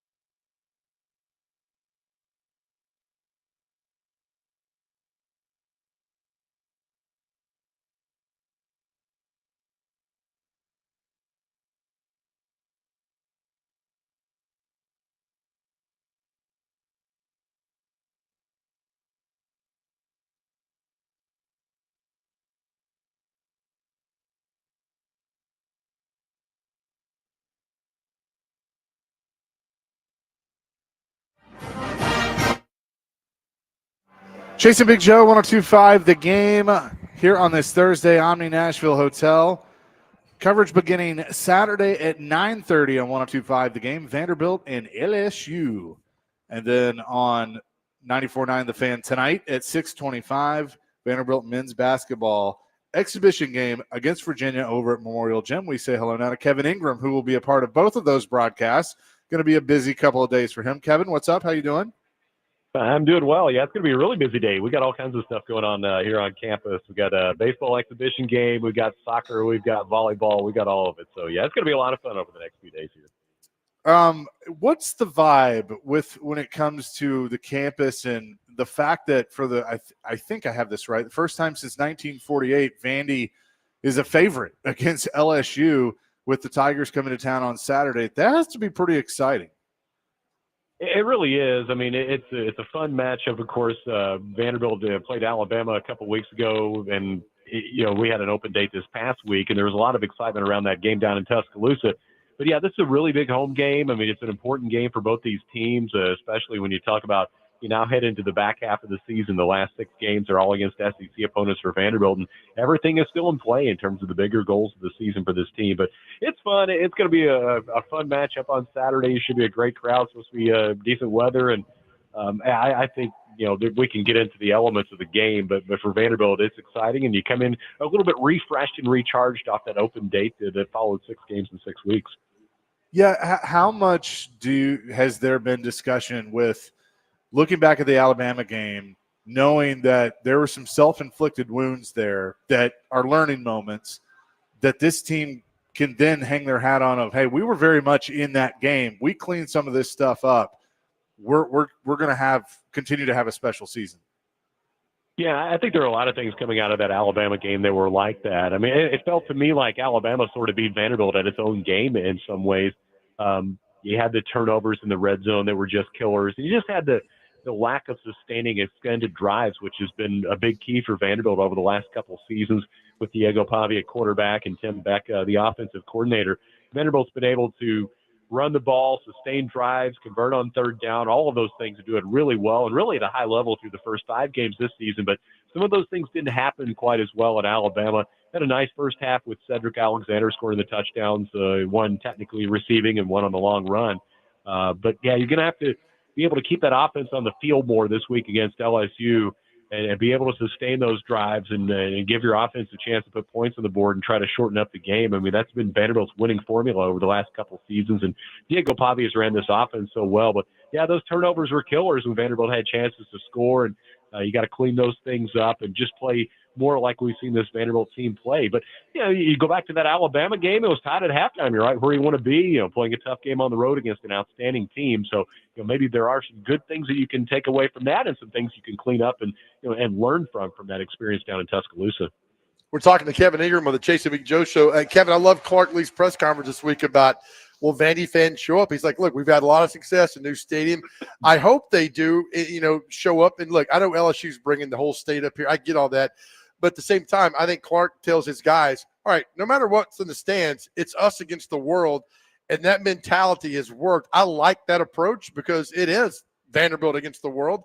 And I think it works again on Sunday or Saturday. I just like Clark Lee's approach to these games. It's very businesslike, but behind the scenes, I just know he's just pumping these guys up. Yeah, for sure, Joe. I mean, the crowds at First Bank Stadium this season have been terrific. And the place has been packed full of fans wearing black and gold, which is what everybody around here wants to see.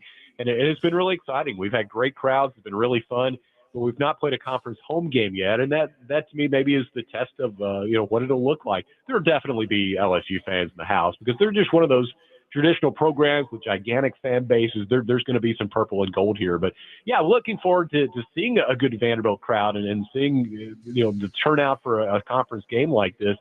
But I think Clark, like you say, he is really good at tuning out all the noise, whatever anybody's saying or what the crowd's going to be like or any of that stuff, and just focus on the game and get the guys ready and come out and play to the best of your ability against a really high-level opponent and see what happens. But, yeah, I think it's exciting. It'll be an early start, which I think is always an interesting dynamic. You think about, like, say if the game's in Baton Rouge, you're playing a night game. I mean, that's a whole different deal from playing an 11 o'clock game at LSU. I mean, it just makes a big difference. But yeah, all those things are kind of secondary to getting ready to play a really good team and having your guys ready to go. What would a win mean on Saturday, Kevin, for this program? I know you make you bowl eligible, but it's LSU. It's a top 25 team. It's the first conference home game in the new stadium. I mean, I could go on and on, but you were this team every day. What does it mean? What would it mean if they win on Saturday? Yeah, I think it means a lot. I mean, it's a victory over a top 10 team in your stadium, one of the best teams in the country, no question. You have to try to solve their defense, which is really hard to do. They're averaging less than 12 points a game for their opposition. Their defense has been terrific, and their offense is good too. Nussmeier's a terrific quarterback and good pass catchers. But in the bigger picture, it does make you bowl eligible, but that's sort of the minimum for this Vanderbilt team this season. They have a lot bigger goals than just going to a bowl game again. I mean, they're thinking big. So I think more than anything, it's just another step in a positive direction for this particular team and for this program in general. But it would be a huge win. There's no question about it. Get you to 6-1 on the season with 5 more to go. I think it would mean a whole lot. On top of some other really big wins this season, this team's already experienced. Kevin Ingram is with us. He'll be on the call tonight as the Vanderbilt men's basketball team hits the court at Memorial for their first exhibition game against Virginia. And look, I don't think this is unusual in today's college sports. A lot of changes on this team. You got a few guys coming back, and Tyler Tanner, Tyler Nickel, and Devin McLaughlin, but several transfers coming in. What do you think about this group so far? I've liked this group. I've seen them practice quite a bit. I was just over a shoot-around a few minutes ago. I think folks are going to enjoy watching this team play. They've added some really nice pieces, some really experienced players. One thing they've added is size, and Coach Mark Byington talked about this at SEC Media Days a couple days ago, I should say, that this team, it just felt like the lack of big guys last year really hurt, especially when you talk about depth at the post positions. But having a guy like Jalen Washington, who's 6'10", he transferred in from North Carolina, or Mason Nicholson, a big dude that transferred here from Jacksonville State, it allows you to play Devin McLaughlin more in a 4 spot. It just gives you a lot more options having those big guys available to get in there and play down low. And Washington's a guy who can step out. He can play outside too. He can hit a 3-pointer, maybe a stretch 5 sort of look, if you want to call it that. But I think having the experience of the guys you mentioned, like Devin McLaughlin or Tyler Nickel or Tyler Tanner, it's really going to help. And then you add some pieces. Duke Miles, I think, has looked really good in some of the preseason practices. He had played at Oklahoma last season. We saw him when he was there, a couple stops in his career. But I think this is a really nice roster. I like the athleticism. I like what I've seen in practice from this group. Coach Mark Byington runs a very, user-friendly system when it comes to the offense, and lots of options, and wants guys to shoot 3-pointers and play up-tempo. So I think it's exciting, and looking forward to seeing what this team's going to be like as you step out and play somebody else for the first time. Virginia comes in here tonight, and they're another team that has a lot of new faces, including a new coach in Ryan Odom. Kevin, you're already in mid-season form, brother. He was. It's fun. I've done basketball around here for a long time. It's always a lot of fun to do games and get the season started. I've always looked forward to getting going. And last season was so fun. We won 20 games. We got to the tournament for the first time in a few years. And then Coach Byington just brought a lot of energy to the program. So, looking forward to seeing what year 2 with Coach Byington has in store for us. I just have to say this. The fact that there is a freshman named Chandler Bing, for all the Friends fans out there, right? That is fantastic. I don't know if there's a Ross Geller out there or anything like that. But it's funny. I was looking at his bio the other day. I was doing some prep for the game, and he said that Chandler Bing had never watched an episode of Friends, which I thought that was pretty funny. Well, I'm pretty sure Friends was off the air before he was born. Right? Yeah, probably so. That's a good point. It probably was off the air before Chandler was born. You mentioned last year, and I know most coaches, you move on to this year, but it was important because I think, and you've mentioned this, you've been around this program for a long time in the city, that there was that thirst for Vanderbilt basketball to be good again. I went to 5 or 6 games. That Memorial Magic was there. They had, some really memorable wins. So even though this is a relatively new group, I have to imagine that there is that focus of, hey, let's build on the momentum that we started last year. Yeah, no doubt. I think you're definitely looking to build on what you started last year. And it did feel like that old magic was back, especially for that whole string of Saturday home games. I mean, think of all those. There was Tennessee, there was Kentucky, there was Texas and Ole Miss and Missouri won all of those games, all Saturday home games. And the crowd was there and it was super energized. And it just felt like they gave this team, or last year's team anyway, they gave them that lift that they needed to get across the finish line for all those big wins that, it went a long way in the team getting into the NCAA tournament. But there does feel like there's more buzz going into this season and more excitement. And for a lot of years before there was big time professional sports in this town, you talk about the Titans or Preds coming in. Vanderbilt men's basketball was one of the biggest attractions in town and had all those great teams and all those, big moments when you think back to the 80s and in the 90s too. There were so many good teams and tournament teams and Sweet 16s and all that. I'm happy to see that that's coming back and the crowd and fans have come back, and I think it'll be fun tonight. I hope we have a good turnout to see the exhibition game, which will have some fun elements to it. It won't be your traditional 20-minute halves of college basketball. It'll be a little bit different, but it's going to be some good competition as well. Well, we're looking forward to it, and you'll hit the air at 6:25 tonight on 94.9 The Fan. So looking forward to that, and then 9:30 Saturday morning for pregame coverage of Vanderbilt LSU. Kevin, appreciate it as always. Thanks, man. Anytime, fellas. Thanks a lot. Thanks for having me. Kevin Ingram from the Vanderbilt Sports Network from Learfield joining us here on the program. We'll come back, wrap it up with What Day Is It and celebrity birthdays live at the Omni. Chasing Big Joe, 102.5 The Game.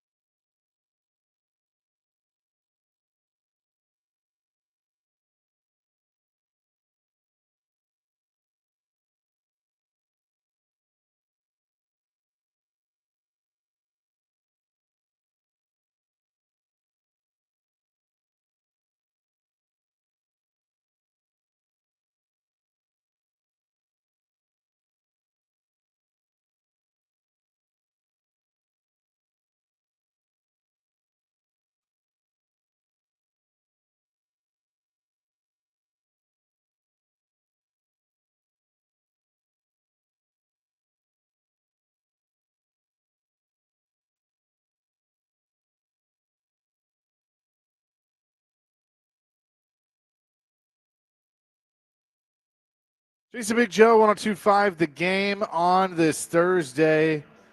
Tomorrow, Joe, we're going to be at Boston Commons. Can't wait, my friend. It's going to be a lot of fun. Come see us from noon to 3. Our normal show time. We'll be out there, and you have Preds tickets to give away. So much fun. Yeah, the Reuben, the food's good, but we got tickets to give away. All the Boston fans are heading over there tomorrow, noon to 3, Boston Commons. I cannot wait tomorrow. We'll have some Boston-themed guests on. Told you earlier, Boston sports fans are the most obnoxious yet fun sports fans in the world. We just had a Patriots fan come up and thank us for giving them Mike Vrabel back. So You're again, welcome. this is our fault. But that is totally okay. With that, let's get to what day is it? Celebrity birthdays. All right. First on the list, we have National Cut Up Your Credit Card Day. So if you have expired credit cards, just use them Or they as just don't work. Yeah, that That too. too. You know.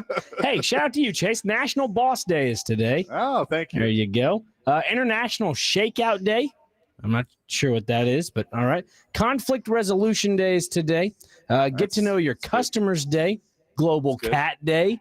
International Credit Union Day. National Department Store Day.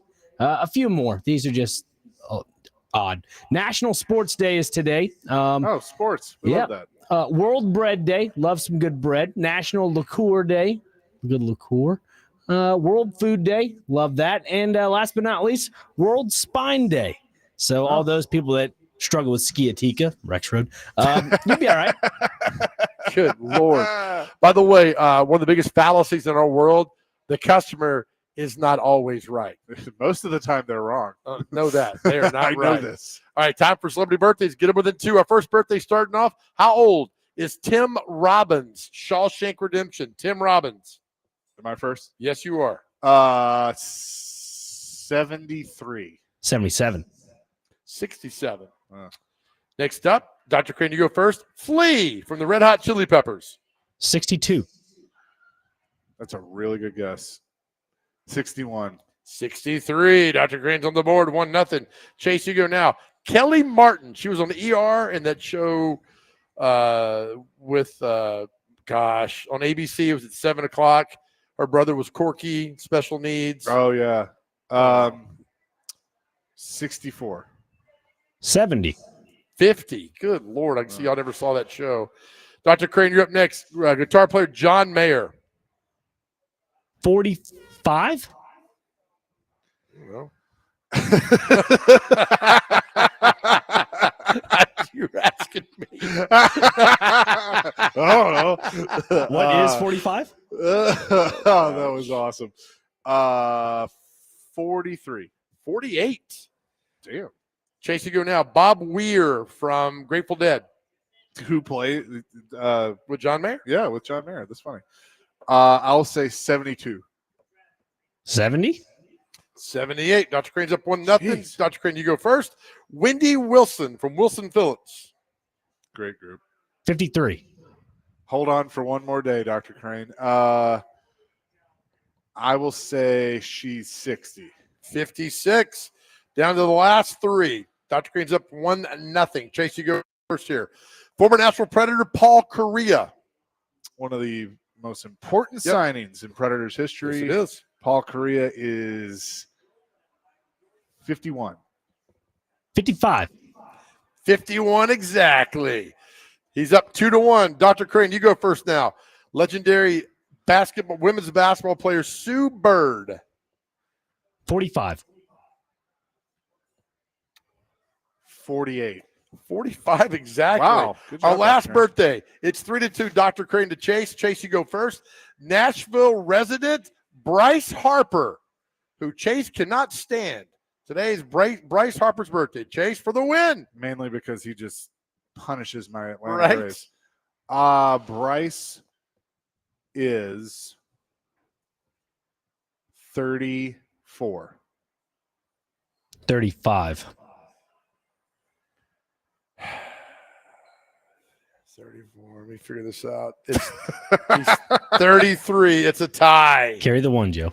Bryce Harper is 30. And then this game, ties count. Yep. I don't like it. Nice but job. It is what it is. That is going to do it for us today. Thank you to the Omni Nashville Hotel Todd and everybody for having us here at Barlines today. We'll be at Boston Commons tomorrow. Yes, we will. Let's start our message that we do every day after the show. And we're grateful for so many men who've reached out in the last 2+ years. If you are struggling, please, we need you to go talk to somebody. We can go to our website, information there. If you need to talk to somebody immediately, you can dial 988 on your cell phone. Somebody's always there. Call or text. We just need you to reach out. As we said the whole time, we want to go to your party, and that's your comeback party. We want to be there on the front row to celebrate you. We got to have you here. Know that we love you, and then know that you're doing a hell of a job, man. We love you so much, and never forget, we love you, and more importantly, more than anything else in this world, God loves you. Amen to that. Peace, love, rock and roll. Join me for Predators pregame tonight as the Preds are in Montreal to take on the Canadians. I'll have that for you starting at 5, but DVD with D-Mace, Vingan, and Donick. That's next here on 102.5 The Game.